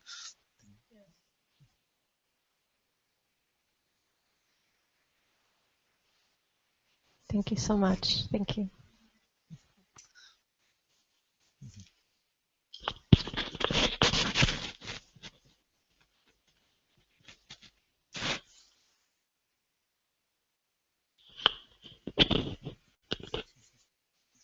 actually, it might be good for them to hear this, no? because they'll also feel like if there's a space where you can so openly share, then they might feel a little more secure about it. If you can come up and say that evil and satsang is just going to make me burn in hell, and you can come to that space and share it, that means there's openness here to listen to these kind of perspectives also. And I understand how once we are in a particular mindset, how it can be looked at in that way. Also, like before I left, I was really pissed off, and I did tell my mom that I hate her. She's not allowing me. Why don't you accept me, like, and I said that, I was like, I hate you so much for this, and I was like, I told her, I was like, you made it easy for me to leave. And like, I didn't I didn't really think about that at all. I was just like the adrenaline of just like coming to Yes. India and like all that. But then like when it came to call her and stuff like that, like that's when I got like a glimpse, like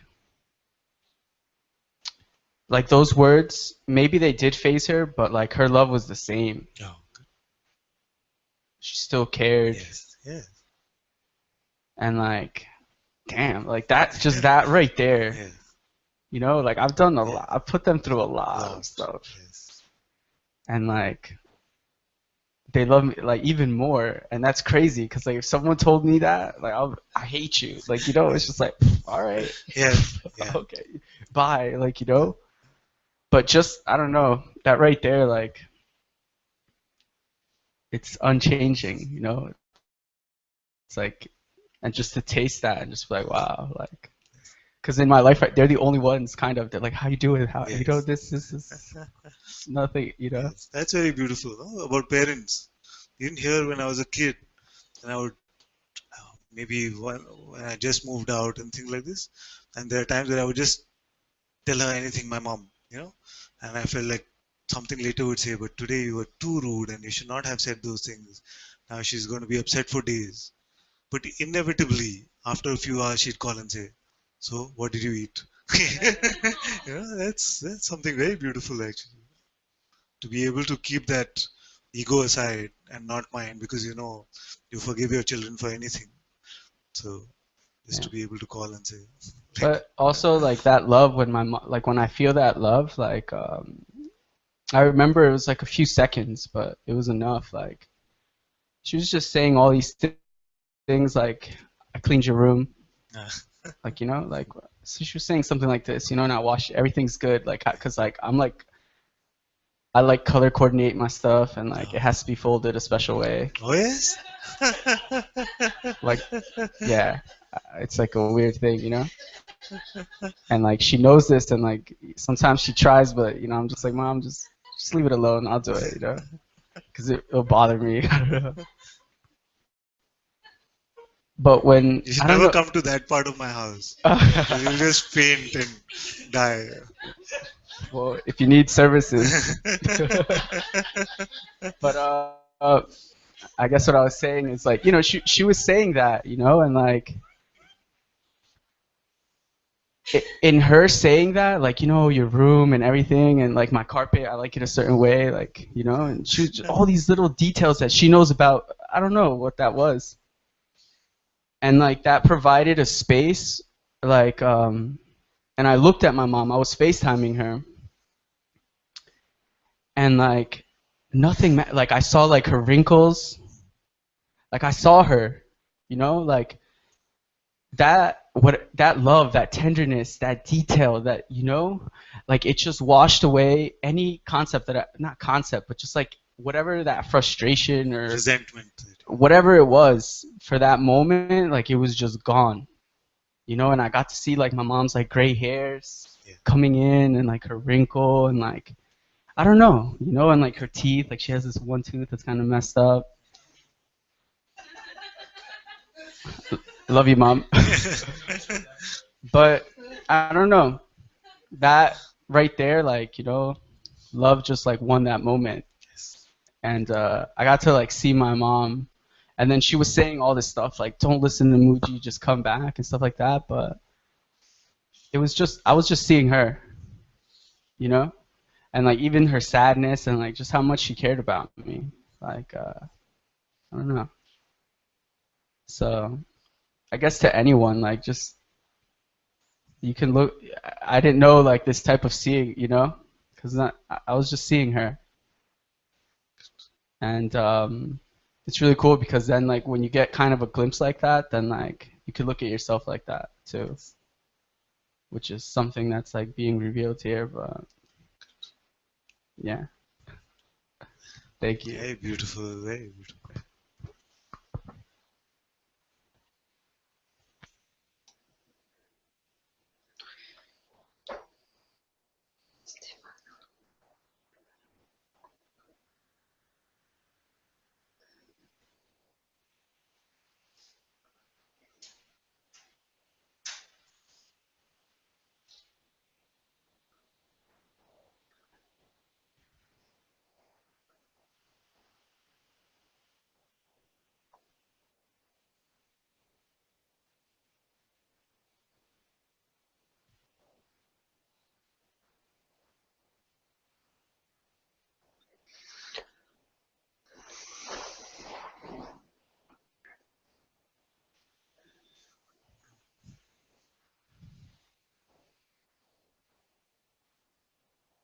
Oh, there's a queue? Okay.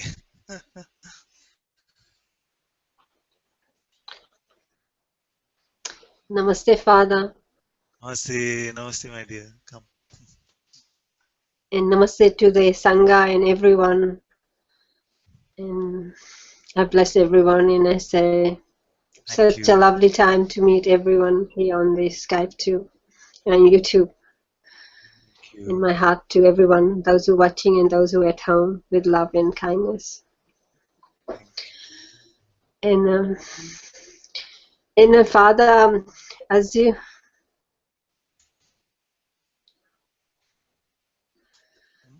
were talking on these family issues and parental things, I also have been a mother, and I've got 2 older children.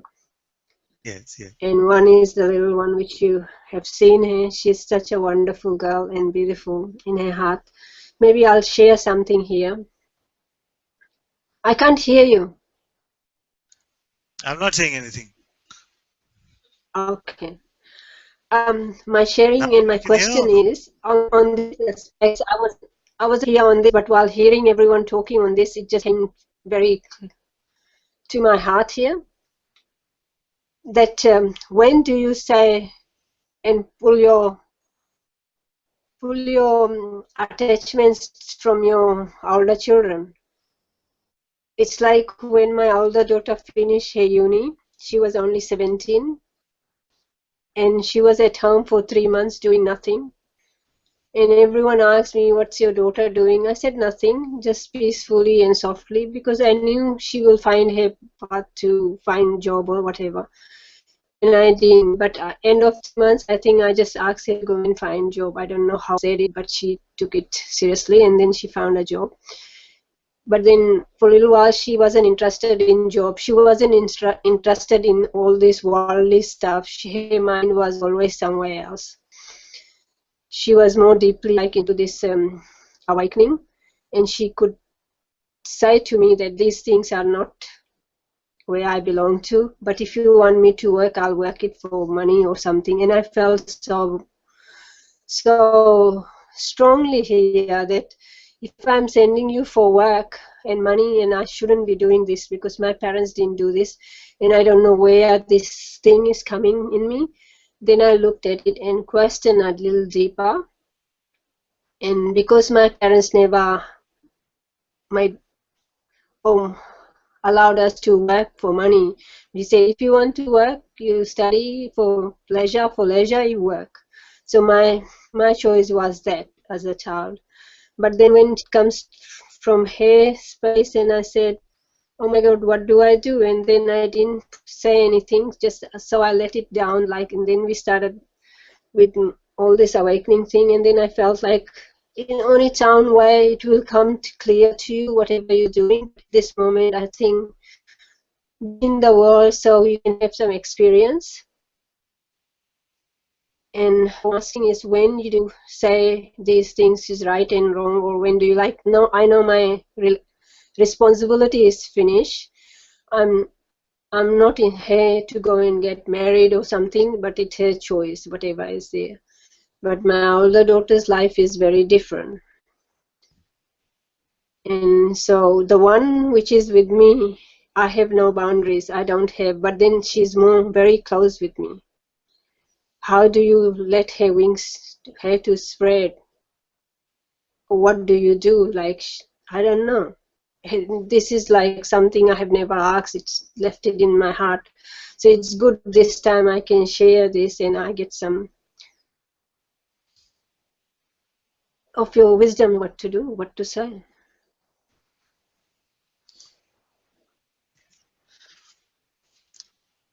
Actually, it's very good that also we have the parental perspective also coming, because so far we heard the child perspective of those coming to satsang, but we have also those Mm, who come into satsang, and they also, it's very good that you share that there can be some fear about something, about our daughter's life and how it's going and how to guide them properly.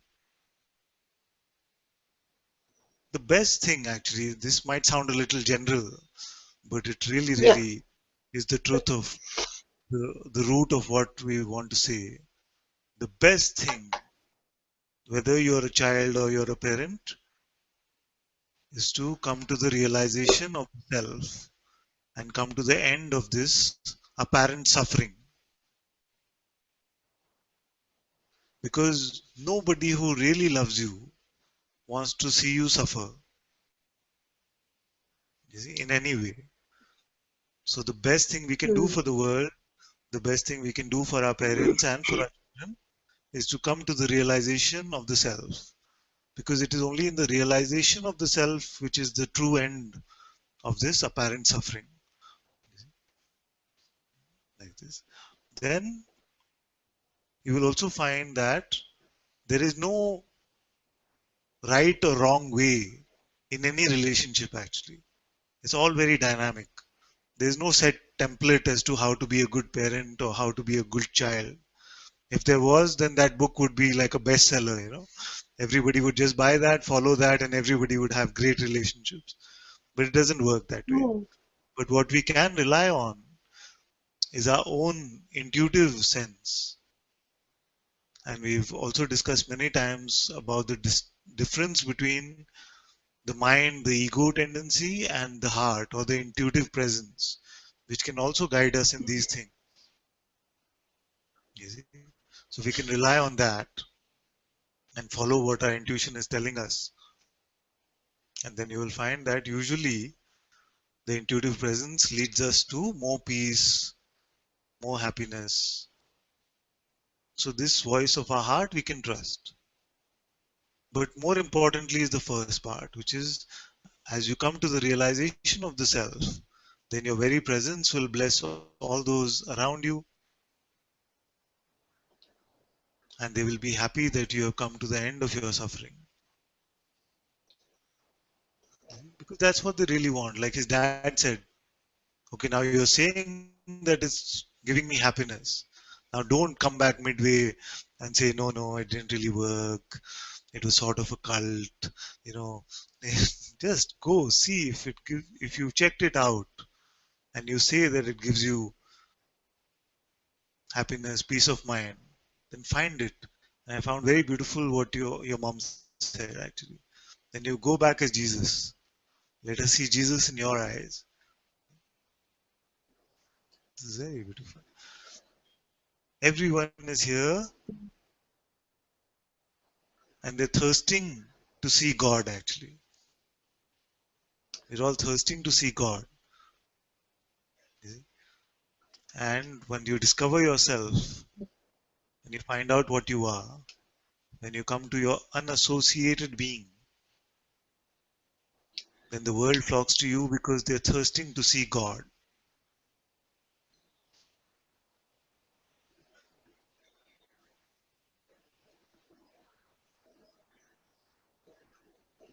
So let them get the presence of God, let them get the experience of God through your form. That is very much a possibility after the discovery of the self. Hmm.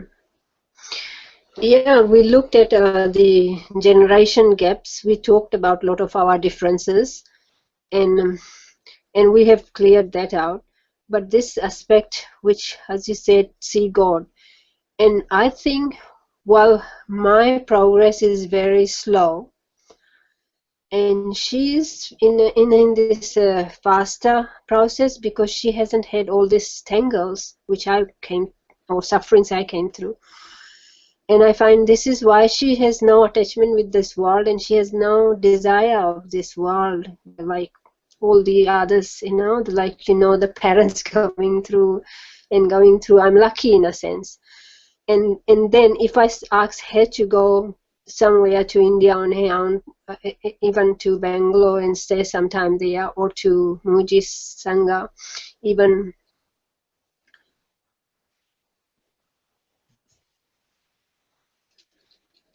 Mujiji has asked her. So this is where the question comes.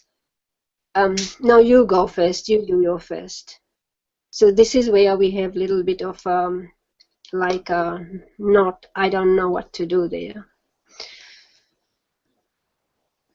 And maybe like she's thinking that if I come out, then she sees that it's a clear pathway, or it's something I'm blocking her, or I don't know what's happening there.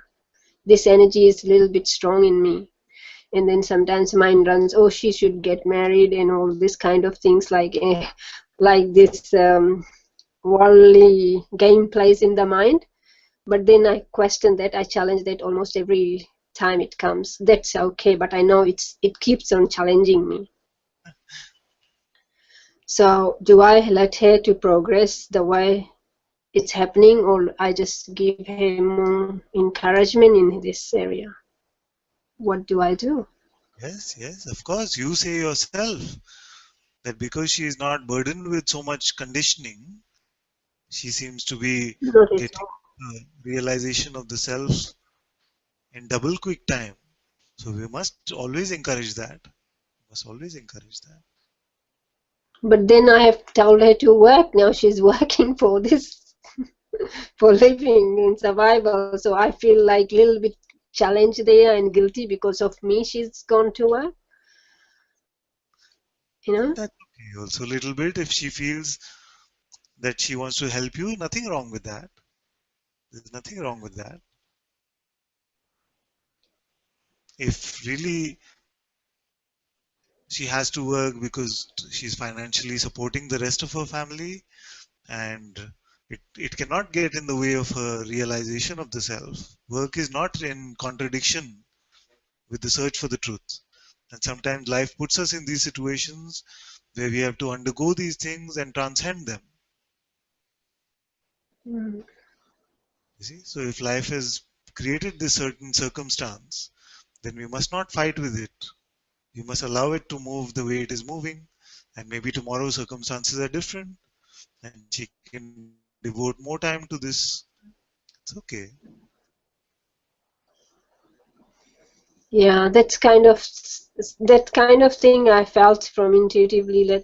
Let keep your life balanced.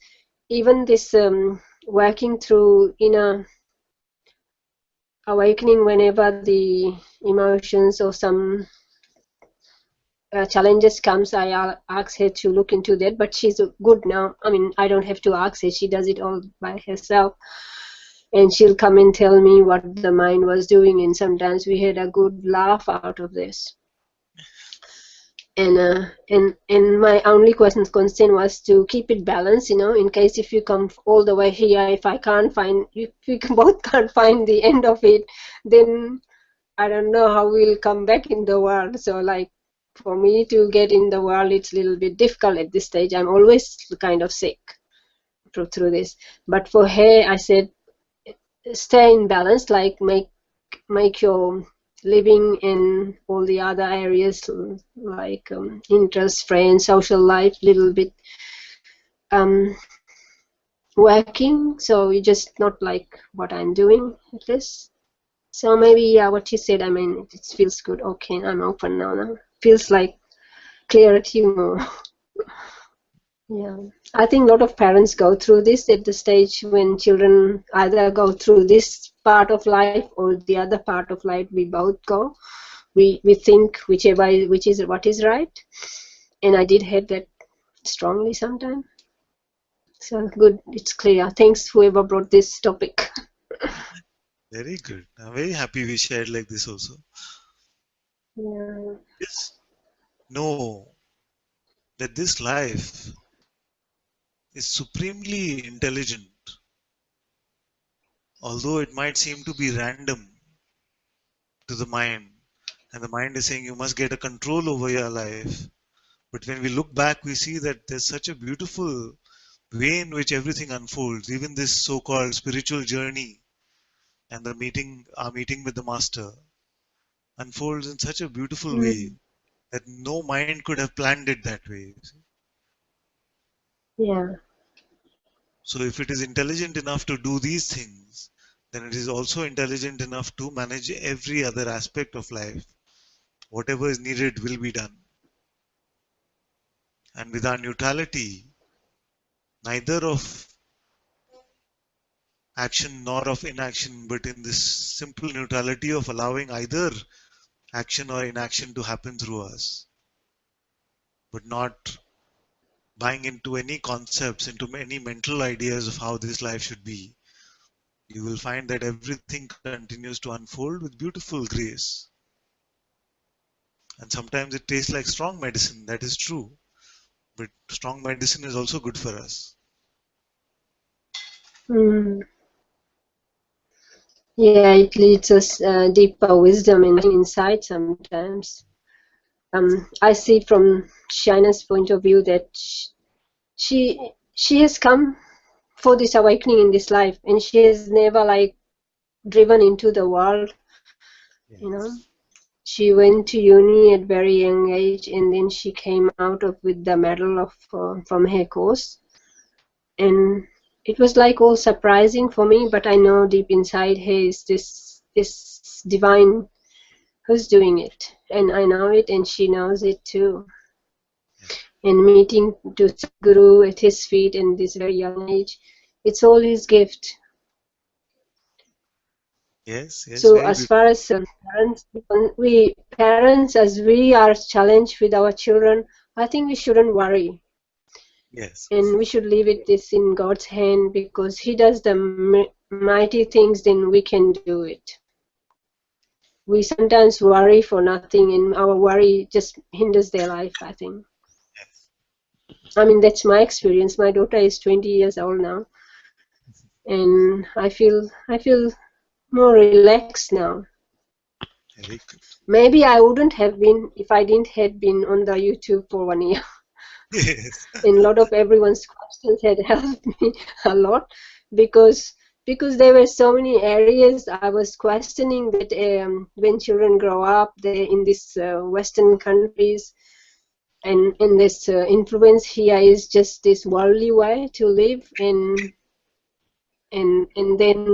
then all this worldly life experience, boyfriends, if there is a girls or the partners, and then the family would encourage them or associate with the families to come and find relationship, the Hindu style. So it's all this kind of thing still going on here. So how you have to keep a boundary and separate from there. So we had to work on this. This is why it took a little bit of challenge for us to say no, and say no in what is our actual values and where we head to. So soul searching was really deep inside, and it gets easier on the path. So yes. thank you very much, Father, on this topic, but there is something I'd like to talk on my own self. Very good, very good, very good, very good. So Shivani first, then Adam, then Zia. Oh, just one moment. Yes, yes. Yeah, Shivani. My problem is this is my mind probably all the time. I know I can see myself through this, but I'm always caught into this. I don't know why I'm suffering so much. Whenever someone is talking on the issues of relationship, and relationships issues hits me so inside so deeply, and it twists my stomach and guts and everywhere inside. I don't know, the energy runs. I don't know how to cry anymore. It has been going for 20 years now, Father. But before, okay, it was like all the struggles and challenges. But now in this awakening, when I see these are only energies, but these energies makes me very sick. I'm always like sick. I can't bear anymore. On this topic of relationships. It's okay. It's good you expose it in satsang. And as you're coming to the discovery of yourself, even this seeming button that gets pressed will start to dissolve more and more. It's good. Father, it's not happening that way. I've been complaining or been bringing this up all the time for probably, but I didn't know how to. Exactly, it's like it's very hard. It just clenches my stomach, and then my nose gets blocked, then my ears get blocked, then I'm worried about people, what the others have said in my, through these challenges of relationships. Some people said, like black magic they have done on me. Yes. So this is where probably I get terrified too. And there will horrible things has happened through the past. But all this while, like, I can see that God was bigger than this thing. And then mind brings all the stories which has happened and which hasn't happened, and then keep twisting around, just playing in my head all the time. Yes. How do you clear that? What do I do? I don't know. There will come a time where you will be completely open even to this experience, this form of experience, and there will be no fear about it. Because as you're discovering yourself to be this consciousness and that awareness which is aware even of this consciousness, then you will not resist even this experience. And as the fear goes from this completely, then you will find that it loses whatever power it has. But as long as there is this expectation that I've been coming to satsang, now it should go, why it's still not going? You see, in that itself it gets energized again, because suddenly the fear gets amplified in that. And I know it's not a pleasant experience, it's not something that you enjoy experiencing. And yet, the realization of what you are, that must always be primary. And the byproducts, which are energetic, whatever their source might be, these afflictions cannot last as you remain as the self. And even if something was to last actually, then you will find that it is nothing for you. You won't even care about it at all.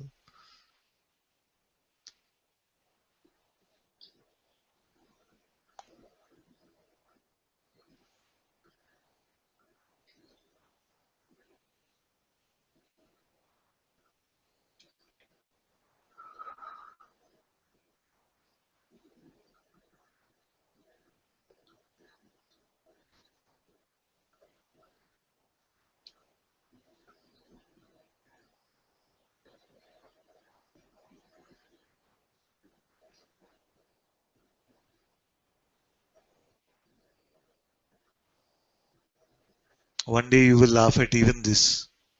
You will laugh at your own energetic afflictions also, you will laugh at.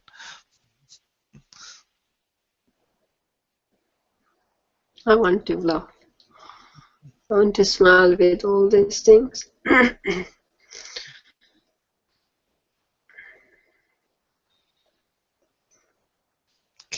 Okay, my dear. I mean, when I get into the space that when the thought comes and it takes into a different tangent, and then I know these thoughts are floating somewhere there, but underneath there's an energy which is so scared of something, so afraid, and it's like and that's where it has no relationship, no trust left with anybody, and it's kind of, it's very murky, and that's the one I cannot touch it. It's just too frightened. I was driving today coming home, and it started coming up, and then I felt like if I can hold it for 2 seconds, and I go to Satsang and I'll ask your help to release this. But then by the time I came here, I think I was a little bit frustrated, kind of, and it didn't show up. It just quietens inside now. Yes. And this was coming up. I realized that when I was like 19, 18 years ago, and no one was understanding me, and I couldn't understand myself either. Why everything was just dropped out of my life, and all of a sudden, and this energy was so strong, and I used to get really upset, and I used to cry a lot, and I wanted to get out of everything, and nothing was getting out of me. So, but there is no world here left, and this energy is still inside. So help me either to release now or what to do.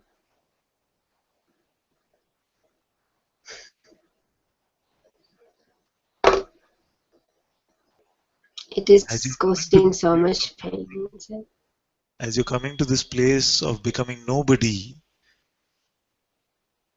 as your stories will also all dissolve, and the sense that something happened to me in the past, these were the things that were done to me, this was unfair, my family didn't understand me, all of these things as they are dropping, then along with the dropping of that will also be the dropping of this energy. Sometimes the energy might just remain as some sort of a remnant of all the things that happened, but even that will not last in the light of your own seeing of what you are. So don't be in a hurry to push this energy out or for it to be the end of it. You yourself say that you were 18, 19 when it started. So let that play out how it is meant to. You stay with what we are here for, which is the discovery of yourself.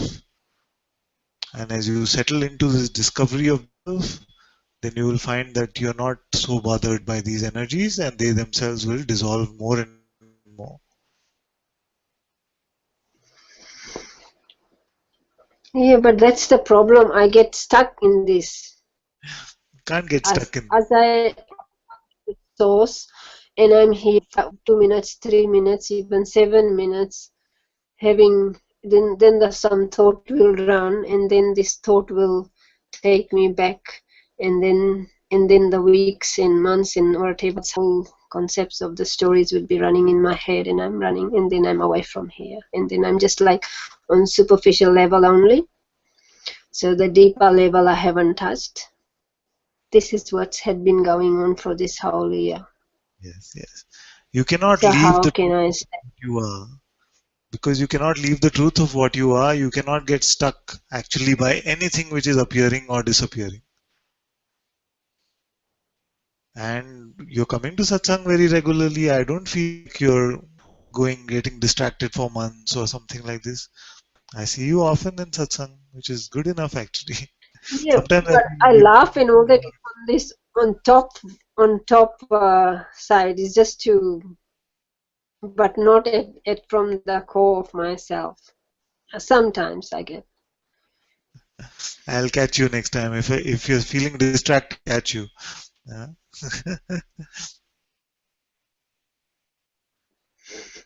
Because the more we've spoken about this earlier actually, but the more attention we give to this aspect and how do I fix it, when will it go, the more energy it gets. Then is there any way like you can help me to uncover it, uncoil it out, and see actually what is which is just playing up, and causing so much attention there. So like once, Yes. I mean, how do you say it in like in counseling thing is just go to the core and see what this energy is and unpack it and dissolve it or whatever way. I don't know. So that's probably on my own. I can't do it, and I find this is my challenge at the moment, and it has been for a whole year.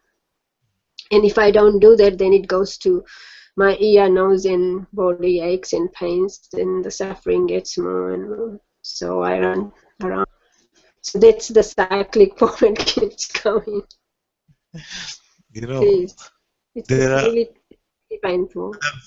I've given you the simple way, which is to come to the discovery of your infinite being, and you find that this energetic affliction is nothing for the infinite being. Now, that which seemingly afflicts you in this way, it wants that attention, you see. It wants that seeing, okay, what is it and how can we look into it, and it wants that. Some want to run from that. Some want to run from that, and those we put in the spotlight and say, let's check. What is happening over there? It wants that additional attention and it gets energized by this attention. That's why I'm not supplying it Yes, with I that can attention. see that. So once we have done it, then I won't be doing this, and this energy won't be having this attention, because that's where I get suffocated in it, or that's where I get attached with it, or that's where I play with it too, and I give that attention, and then it keeps on playing. So how do I break that attention? I can see it very clear. It's exactly what you're saying. Yeah. Yeah. Father, it's very difficult for me to do it on my own. Okay. Maybe we have a chat. Maybe we have a chat which is one-on-one and we see what to do with this. Yeah, that would be really, really beautiful, because it's something they probably I don't like to discuss in the whole Sangha. Sorry. Okay. Yeah, it will be so beautiful. Thank you so much. Thank you. Okay. Let's see if the queue is So, still around. how will I contact you for that? We can be in touch on Facebook or something. There are many ways to contact me. Okay. Okay, thank you. Thank you, everyone. Bye. Thank you, my dear. Let's see if they still want to come up. I hear Shivani and Mukti also wanted to come. So Shivani can come first. Hey, Father. Hi. Can you hear? Because I haven't got a microphone on my headphones, so just wondering if you can hear. Yes, yes, yes. Hello? Can hear, Okay. hear Yeah. Um.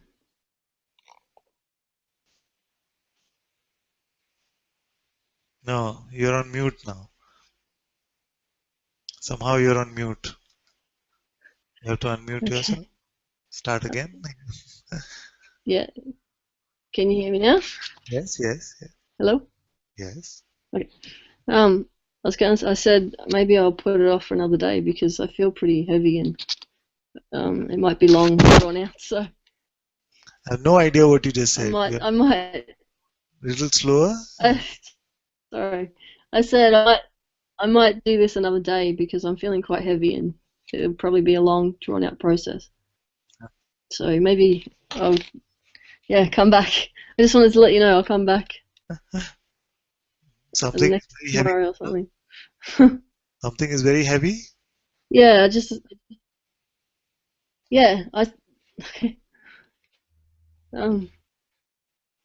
was just saying I'll come back tomorrow and do it because I just feel heavy and it'll be long.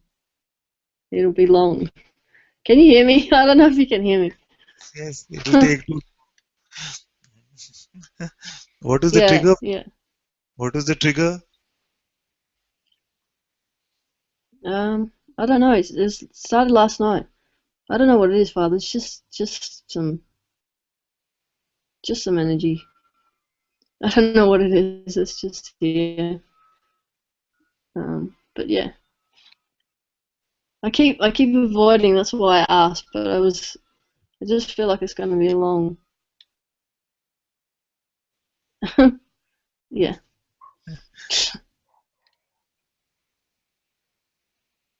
I don't know what it is. Is it like earlier how it used to be, that sort of energy, or what is it? The blurriness and confusion like that?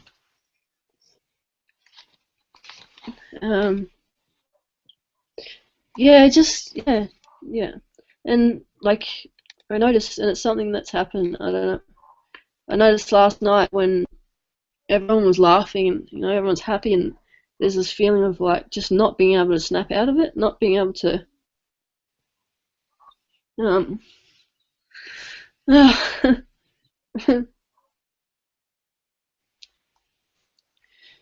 and just feeling like it's as if the happiness makes it worse. Like it just I don't know what it is. Anyway, I don't know if I'll just it's gonna be long, so I think I might do it. Come back another day.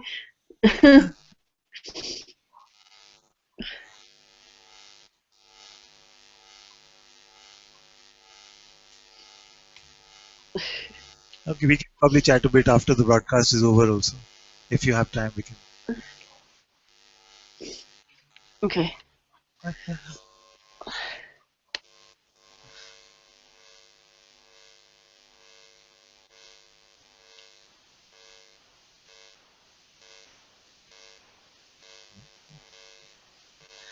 So first Mukti, then Adam, then Zia, then let's see. Does it mean 9:30 satsang means 9:32 lunch, is it? Okay, we'll see how it goes. But Mukti can come. I haven't seen her for many days actually. Hi, Bob. Can you hear me? Yeah, yes. Oh, it's really nice to see your face and smile. Oh, same here. For most day, yeah. I actually have no idea what I'm gonna say, but I don't know. I've actually had this thing in my head that I wanted to talk to you about, and that's like like the sticky things or whatever, and that's like, huh? Did you say again the last part? Oh, which part? Did you hear me? Yes. Now it's very good. Keep it like that. Okay, cool. The sticky things. Self-inquiry and like awareness. Like those are the two. Like that kind of. I don't know how to see it. Yeah. Like, yeah, I don't know, but Self-inquiry and awareness. awareness. Yeah. Like,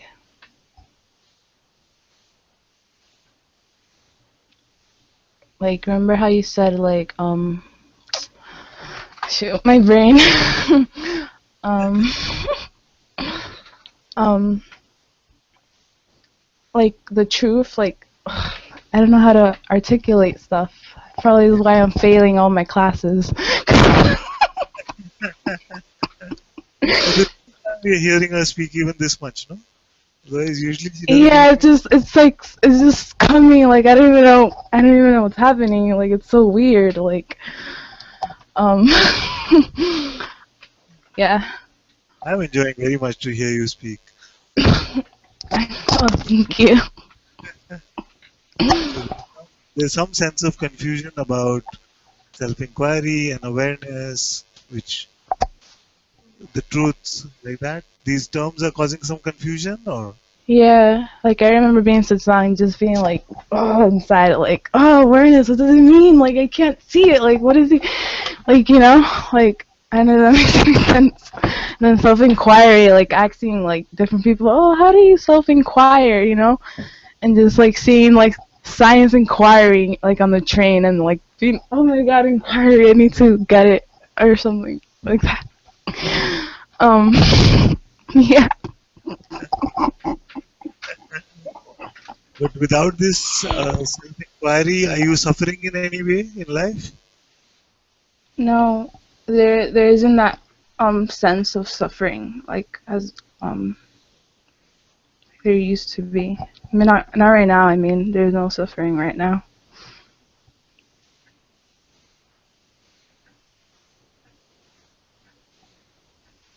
And is there a sense that you are mukti, you're like an individual entity, or does it feel more free and open and no resistance to anything that is arising?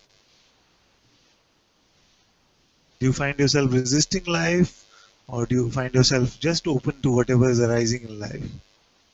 Uh, the second one now. So yeah.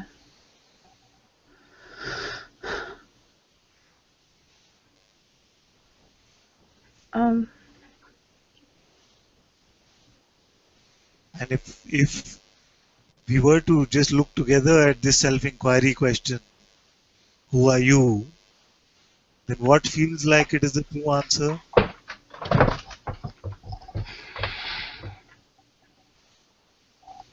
it's just like sometimes it feels like I'm uh located somewhere inside here, beside like being located some.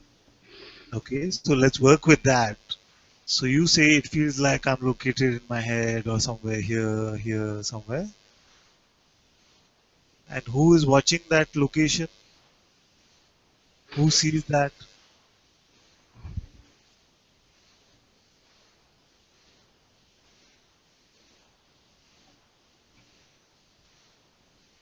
Is that also located somewhere?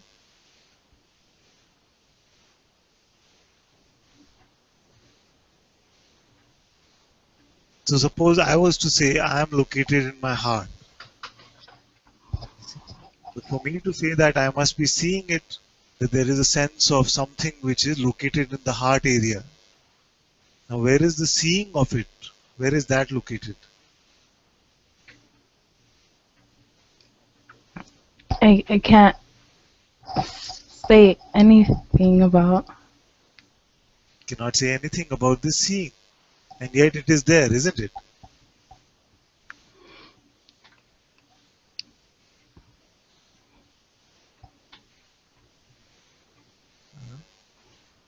It's simpler actually. It's simpler. Maybe it's seeming complicated when we are saying, but it's actually very simple. It's Like like like when you're saying it, like my mind, it comes with like in my mind, like I don't like it's in like an energy right here, like in my head area, like I don't. like saying that I see that there's a flower. There's a flower here, so I see it. There must be a seeing of it for me to be able to say that there is a flower, isn't it? Mhm. Same way, when we say that I see that I seem to be located somewhere, there must be a seeing of that, a perceiving of that, isn't it? Any sensation, you say there's energy, something seems like it's blocked, something like this, all of this is seen, isn't it? It's perceived.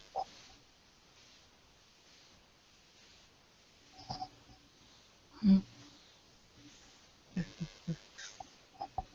It's still seeming abstract, too complicated.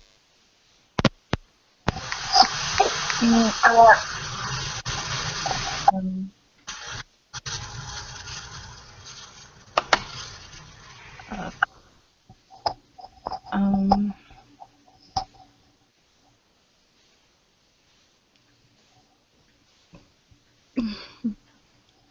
Okay, so what we do is we make it even simpler.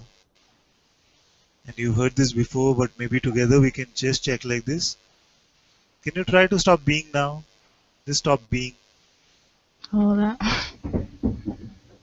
I can't stop being. Can't But stop being. But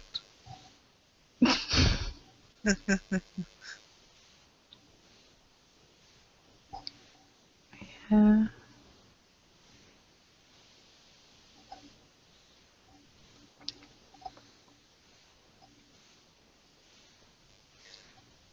So this being that can't be stopped, this presence which is here, it is felt like a presence or no? Mm, it feels like I don't know, like um I don't know what's going on. Yeah.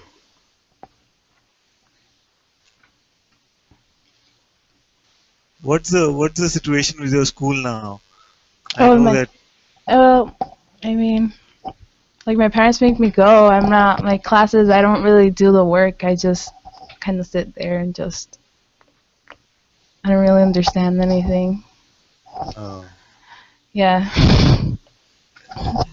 but I remember that you were on a summer break or some break and you were able to Yeah. come to Satsang quite often, and then now Wait, sorry. It's kind of laggy, so it's coming in and out. So now you just froze. school started again. But now are you able to come back or no? Again, maybe If because it yeah, it froze. froze. Yes, yes, yes. So what I was saying is that will you be able to come back to Satsang more often now, or this is Yeah, one of the rare occasions? I'm gonna try to come back more.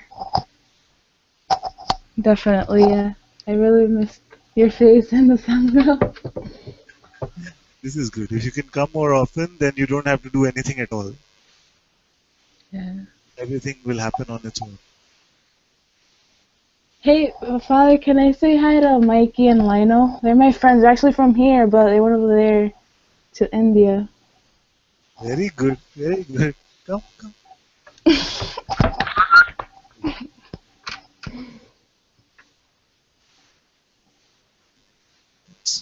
Mukti Jain. Wait, it froze again.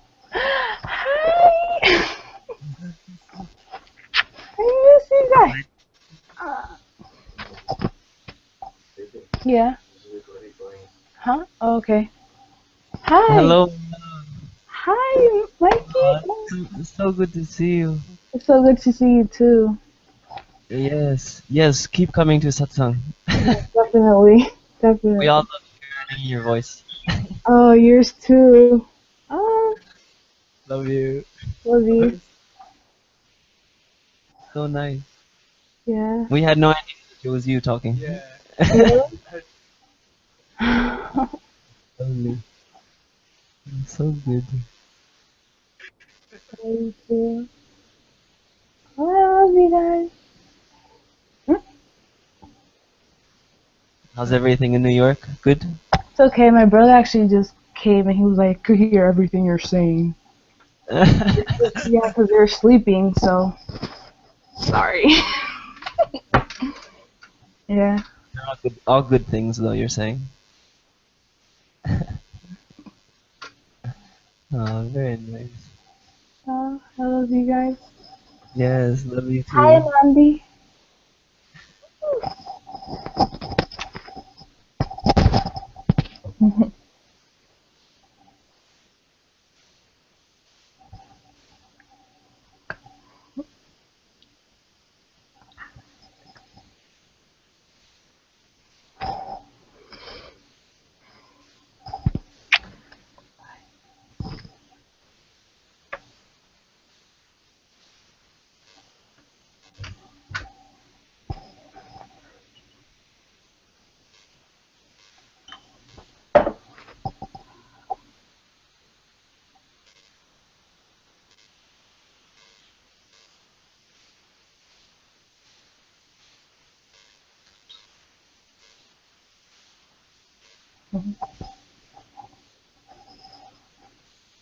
Very good, my dear. Very happy to see you. Love you too, Father.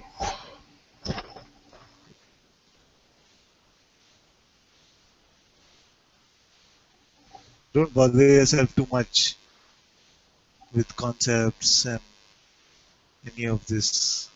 Don't make anything seem too heavy. As long as you can find some space to keep coming to satsang, everything will seem very obvious to you. Yeah. And like from like my mind, from remembering, I remember like really holding on to these things instead of just like vomiting them out in a way. I guess I could word it like that. But yeah. That's good.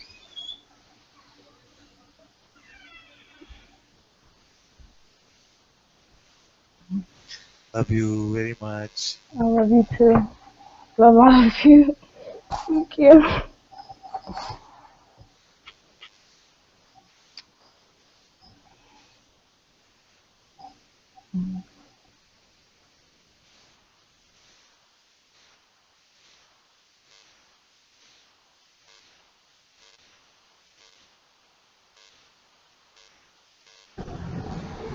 Namaste, Father.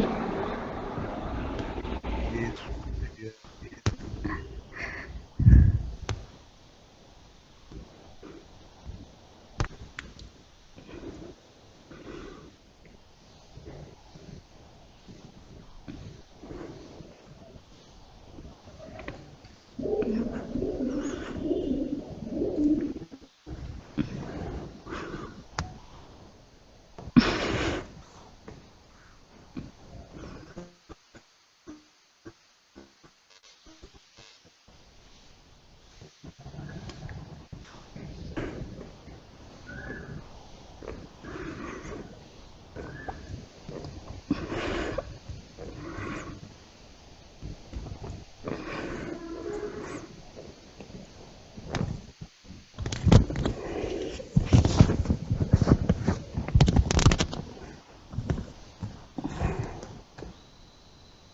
She said she wanted to say something yesterday, but her data plan ran out.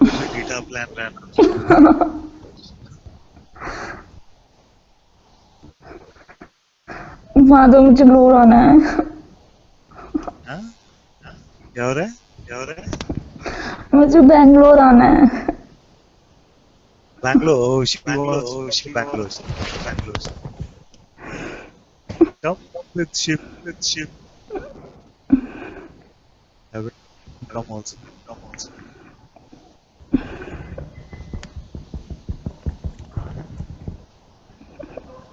Maybe we can come with ship for 1 week or so.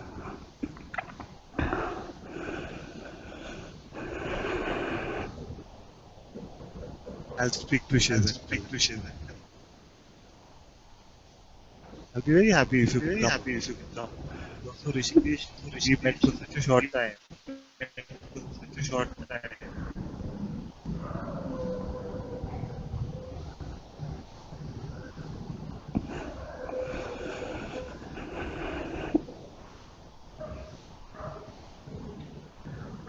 Father, मैं Mohali shift हो गई हूँ.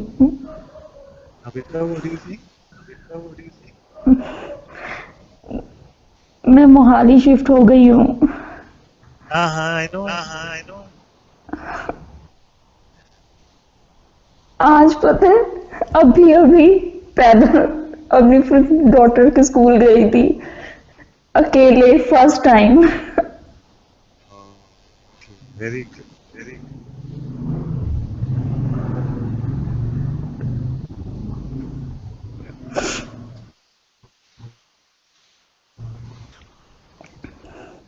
So when can you come to Bangalore? पता नहीं. Okay, I'll talk to Shiv.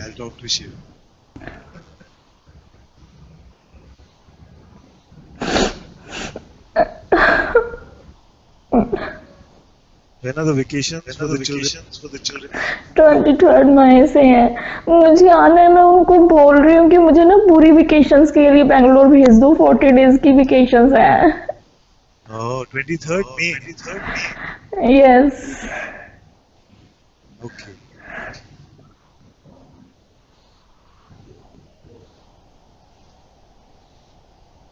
You can come for 1 week or 2 weeks. Okay?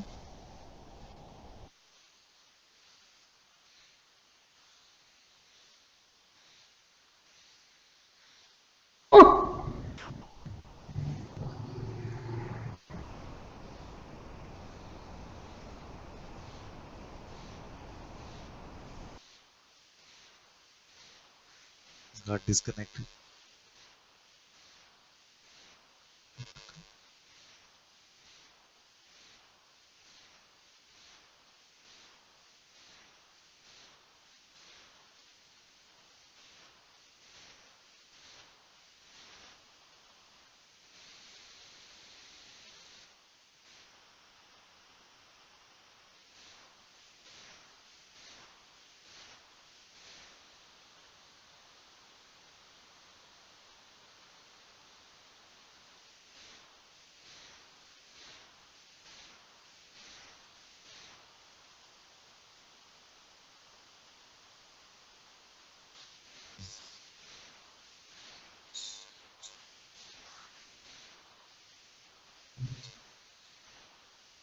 Is it on? There's no sound, Father.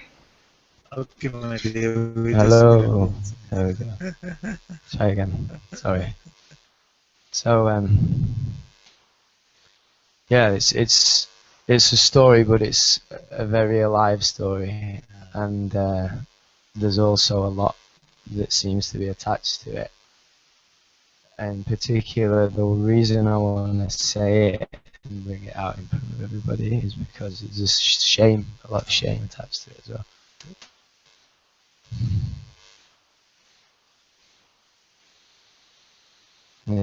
When we were talking about family stuff before, it was like it was burning, it was burning, it was burning, and it's not really burning now, but I still feel like it needs to come.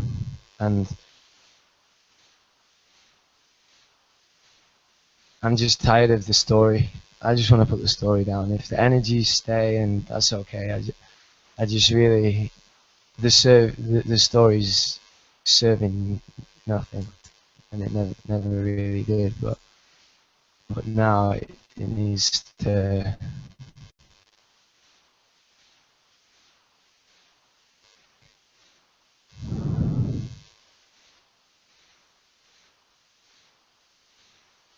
So some know and some don't, but I have a daughter called Gracie, and when I went home for a couple of weeks, it's been the most powerful satsang, being able to spend time with her. And I think being in Rishikesh for so long, and then here, there was a lot of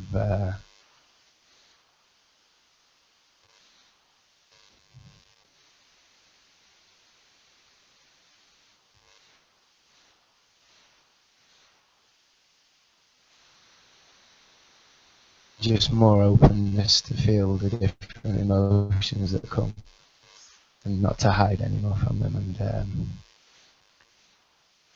yeah, so going home and feeling this immense love, this innocent kind of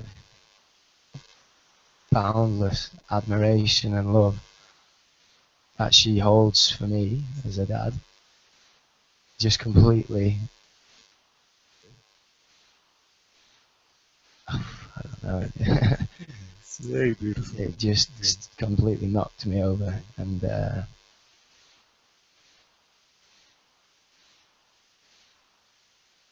story is that me and Gracie's mum, Hannah, we had a relationship, and it was very turbulent, and there was a lot of like negative tendencies, control, and uh,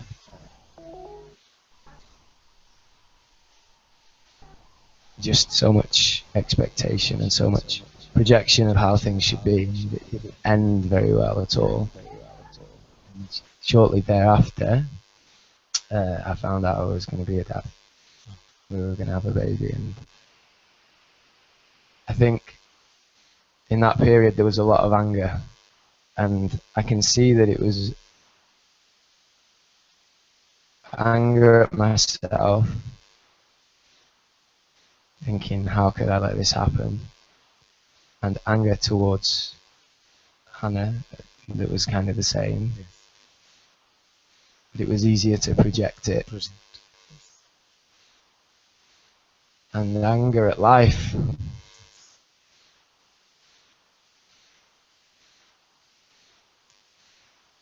And I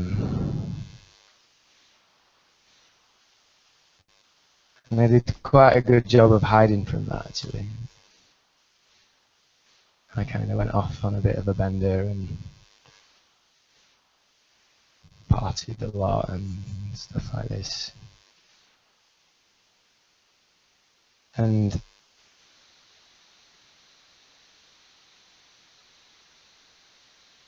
then, you know, it became clear, like, okay, this is about to happen, get ready, you know, Yes, get good yes. stuff. And so I felt like I picked up the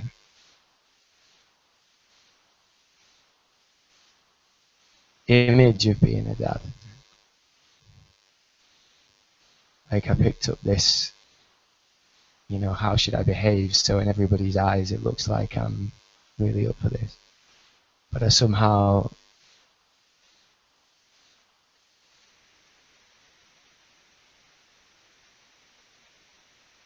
left the emotional door closed. Like I just can't feel that. I don't know. I wasn't consciously doing it.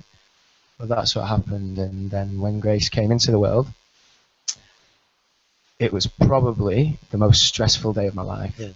Like so much happened that even now where I really do see and appreciate and have so much gratitude for everything that happens and has happened, still I guess I look at it and think, wow, really? You know, in one day?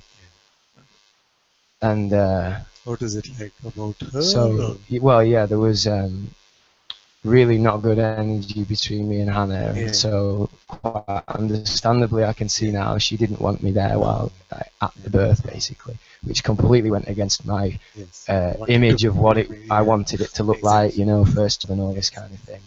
And I was so angry, like, you know, they almost threw me out of the hospital. I was that angry. It was. And there was this feeling of being an outsider, this feeling of like, yes, okay, you know, this is how it is, but you know, you're not really going to be involved, and you're not involved now, and all that stuff that came with that.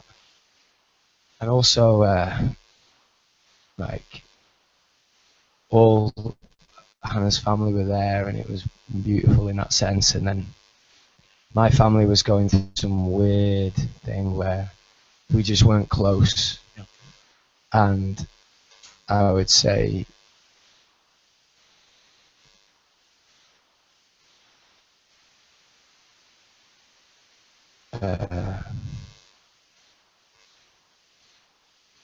well, anyway, that same day, my grandma died. Oh, really? And she was so super excited about getting to meet Grace and things and all sorts, you know, and like my mum was super excited as well. And I've always been, I would say, super close to my mum compared with maybe my sister or my dad. Not like in a particularly close way, but just that's how it is. And so my mum wasn't there because she was at the hospital with my grandma. My grandma wasn't there and she was really ill and everybody was worried. And I'm just there on my own, like feeling like a complete outsider, just feeling confused and angry and lost and not wanting to show it because, you know, I was too proud, I guess. So that's the story.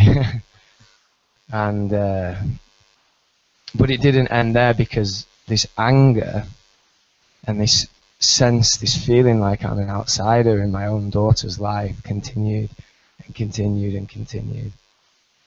And it's just been horrible.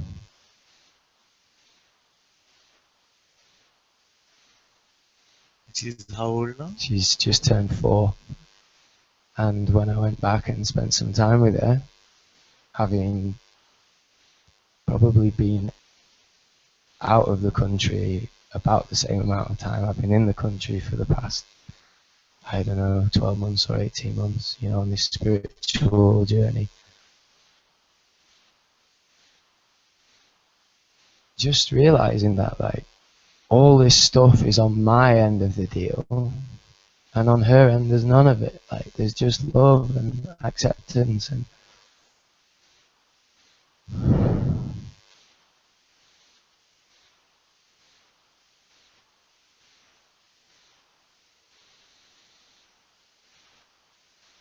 It's like I'm always creating this story about what's not right. And I'm doing it because I'm just pushing something away and I don't know why I'm doing it. And when you come face to face with this unconditional love, does the story start to dissolve or no?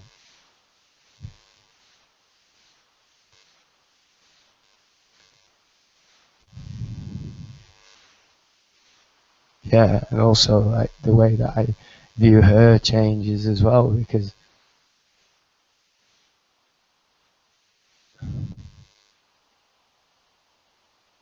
in the absence of the story, it's like what's here, and what's here is me and her. And then a lot of anger came, like at life and at God again, like okay, so you're the doer, so so you did this, To me. yeah, like, and you put this wall up, and I'm not bothered about me, but that's not fair on her. Like that's really not cool. Bad God. Yeah, super bad God. Like, I won't say it quite as explicitly as I said it, but we had words, put it that way. Yes. Yeah, and it felt good actually. It was like, yeah.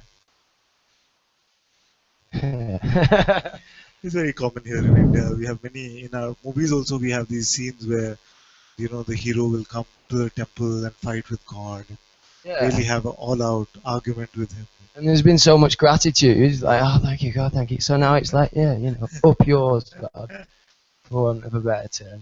Like, that's not cool. And, You will get banned again. So oh, our yeah. first, So, that, yeah, so, our first channel got banned with all our subscribers and everything. And the second day we created another channel, and it was completely harmless. And again we got banned. And now we are on Satsang 3 channel, and tomorrow it'll be 4, I'm sure. It's okay. that's God too, right? Yes, yes. God is banning us.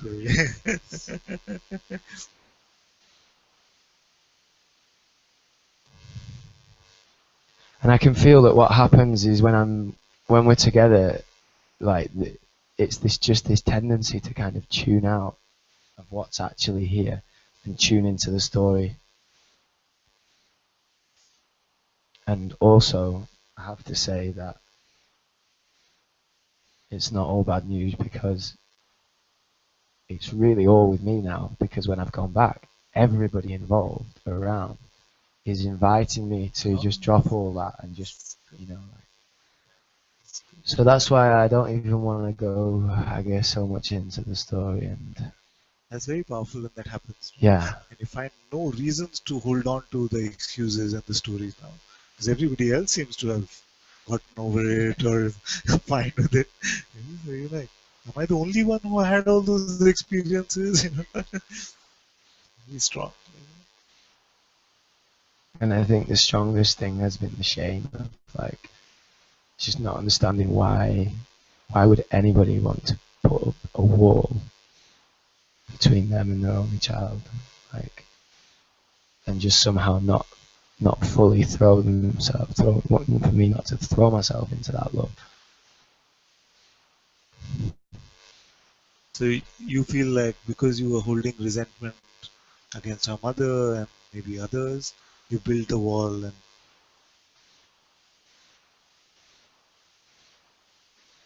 But it's good that you come to this realization when she's 4. Because she's still at that age where she loves you unconditionally. Because if it went on like this for another 5-6 years, then she would also have concepts of her own about you. So it's beautiful grace that is happening at the right time. Otherwise, you bring on a lot of then having to deal with a lot on both sides. You said very nicely that it's only from my side, all the stuff. She's just open and unconditional. It's very beautiful that you're dropping this stuff now. At least you're seeing it, and the seeing of it is the most important step of the dropping of it. Because there's a time for a while where it seems completely justified to hold on to this story, isn't it? But now that you see it and you say it's a story that I've been holding on to, The seeing of it is the dropping of it, actually. It loses energy every time we see it objectively and say it's just a story. It's not fresh. It's not about now. And here life is creating the circumstances where everyone else seems to be now. And only you seem to have be holding on to some idea of the story, and you are the one who's been on a spiritual journey. But they are acting more spiritual than you. Isn't it funny? See? So the way life plays out is so beautiful. So if everyone else has been able to drop it, and you are seeing it, and I see only auspiciousness that can come from this. And I'm very happy for the child also. You're seeing it at the right time. You're not building up a barrier till she's older. Because it's about this time, 4, 5, 6, 7, where they start picking up concepts. Yeah, it's like she's super brainy and she's already got loads of concepts, but she's just so beautiful in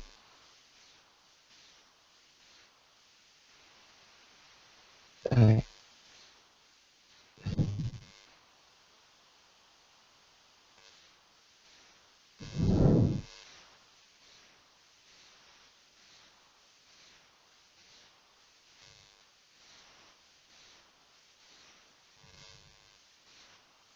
but it's like,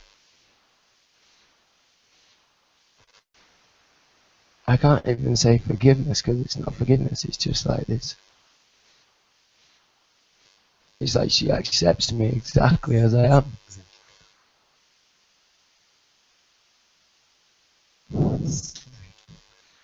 Also, what is happening with you, she's also very lucky to have you as a father.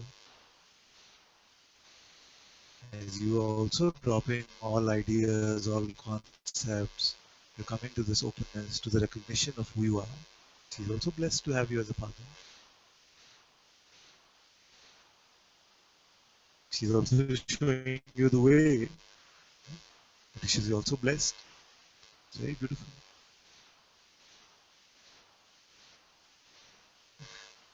Only the ideas of the past are causing trouble. Yeah. They are worthless, actually. Yeah, so I guess just to say it's yours. And one more thing was that when this seeing came, like, oh my god, then this doer appeared, which was also like, I felt like maybe that was the mind taking some emotion which just needed to come and be felt as part of the play and going, yeah, like, you know, you must do this and you must do this and maybe you should do this, and like, I guess I just got a little bit, I don't know, like it just showed how sneaky that can be, like to take that and to make something out of it and say, yeah, so like this is how things are now.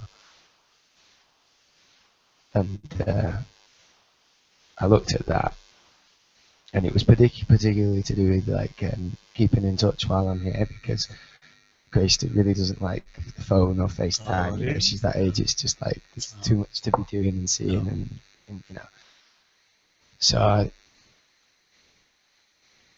I realised, like, why did I never write her a letter? You know, it's perfect, but I just didn't think. And then so something came like, yeah, I'm gonna write her a letter every week, and I'm gonna, you know, and like, I guess something just came where it was like, there's no reason why that can't come spontaneously. Yes.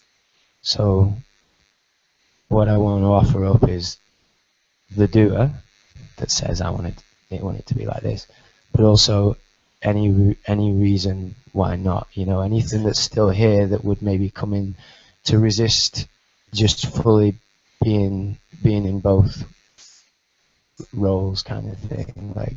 Like I'm fully here now. I'm fully here. This is it for me. There's, you know, it's got to be this, but at the same time, I can see that there's no conflict. Like there's no reason why that can't also So if there is anything that's resisting that side of it, that's really what I want to surrender the most. There's no validity in the mind's ideas of dichotomy between life and spirituality. It's not true. It's completely inclusive, in fact. You're open to anything appearing.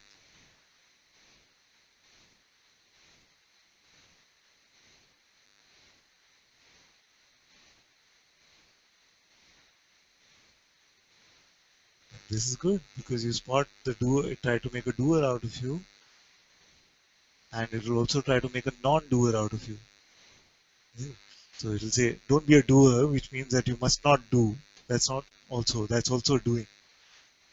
So neither doer nor non-doer, just from the neutrality, you'll see that everything will appear very beautifully. And in fact, you'll find that there's a lot more time. Because the mind is always, when it's been rushing all through, then it feels like I have no time. Now when you drop the rush, you find there's a lot more time. Every minute seems like, wow, there's so much time. You cannot also use this excuse that I can either be in satsang or write her a letter. How long does it take? Nothing. There's so much time.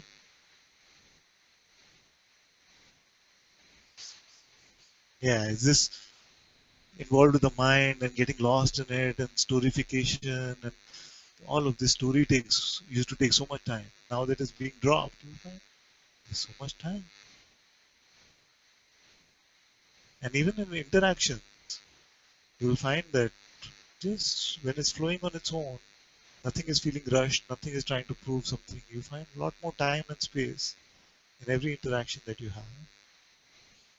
When you're not trying to convince, when you're not trying to impress, when you're not trying to achieve something, get something.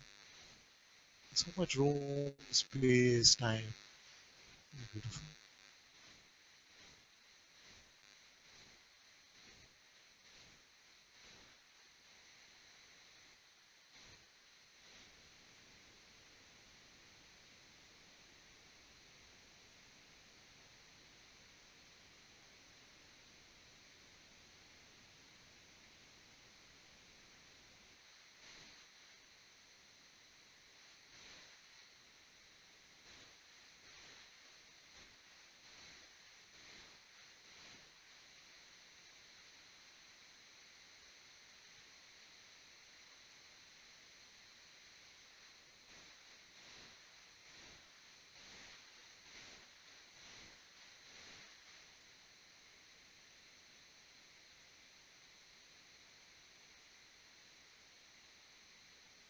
Very beautiful when life makes us open enough to feel vulnerable, open enough to feel like I don't have all the right ideas, I don't know how to do things. It's very beautiful.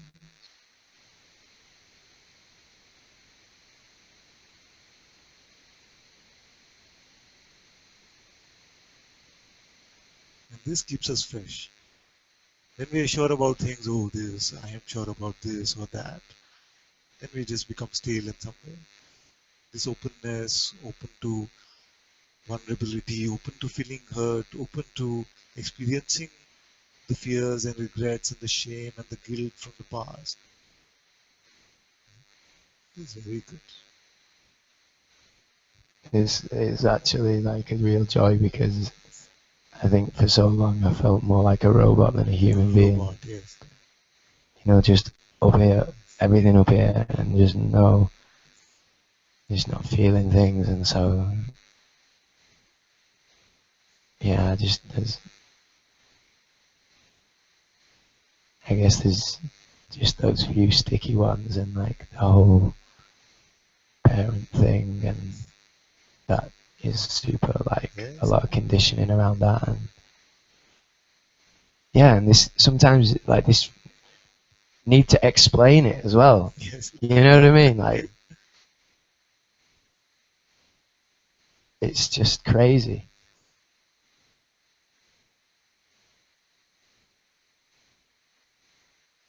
Don't have to explain anything. Yeah. Especially you said everyone around you seems to be completely fine. Yeah, it's all here. Yeah. Thank you. Sometimes life actually and the people around us surprise us with their maturity, isn't it? You feel like, but I've been reading all this spiritual stuff and coming to satsang, and look at these people, they know nothing of satsang and they're already just so open and in the moment. So beautiful that way. It prevents any arrogance from coming.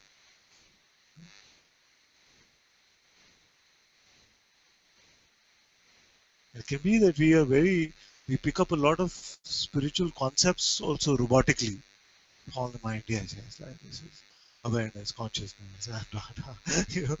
But, but if it's still something is blocked, then life is so beautiful that it stretches us out. Stretches. This is beautiful.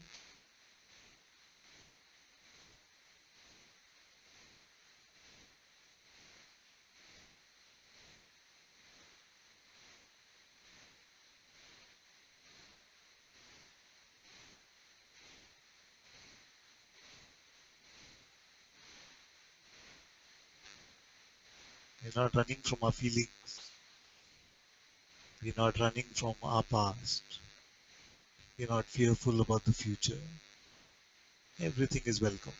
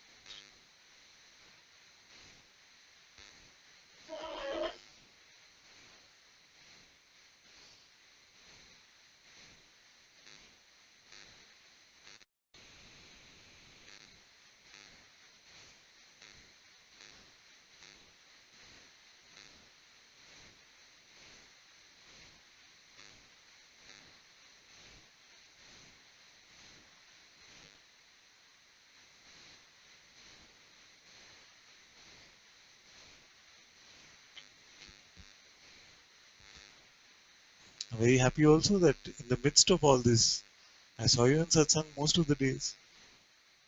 Something didn't get so distracted by all of this that we didn't come to satsang.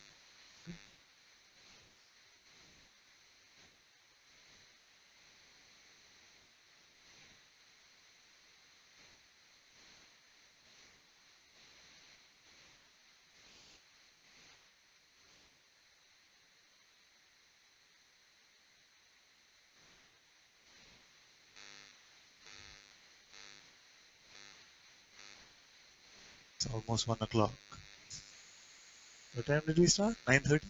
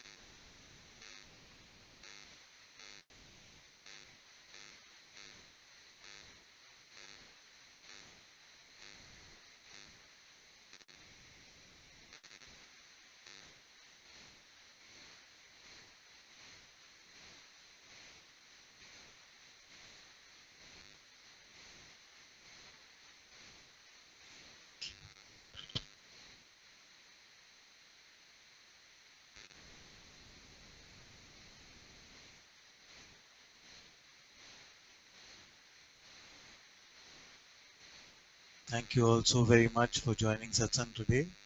सद्गुरु श्री मुझी जी की जय.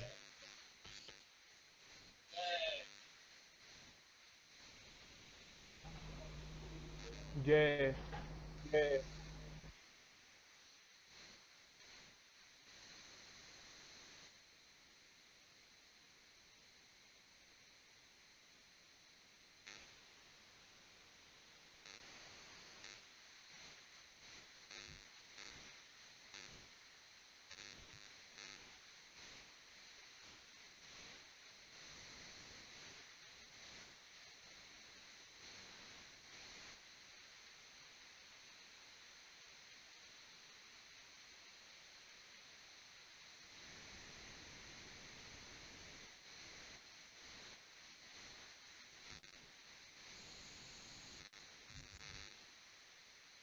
Thank you, Stacy, my dear. Sorry about this long session, but I'm not sure what time it is for you there now.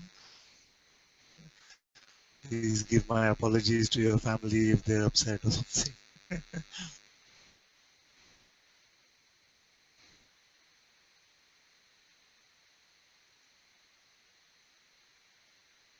Thank you so much. We can end the broadcast now.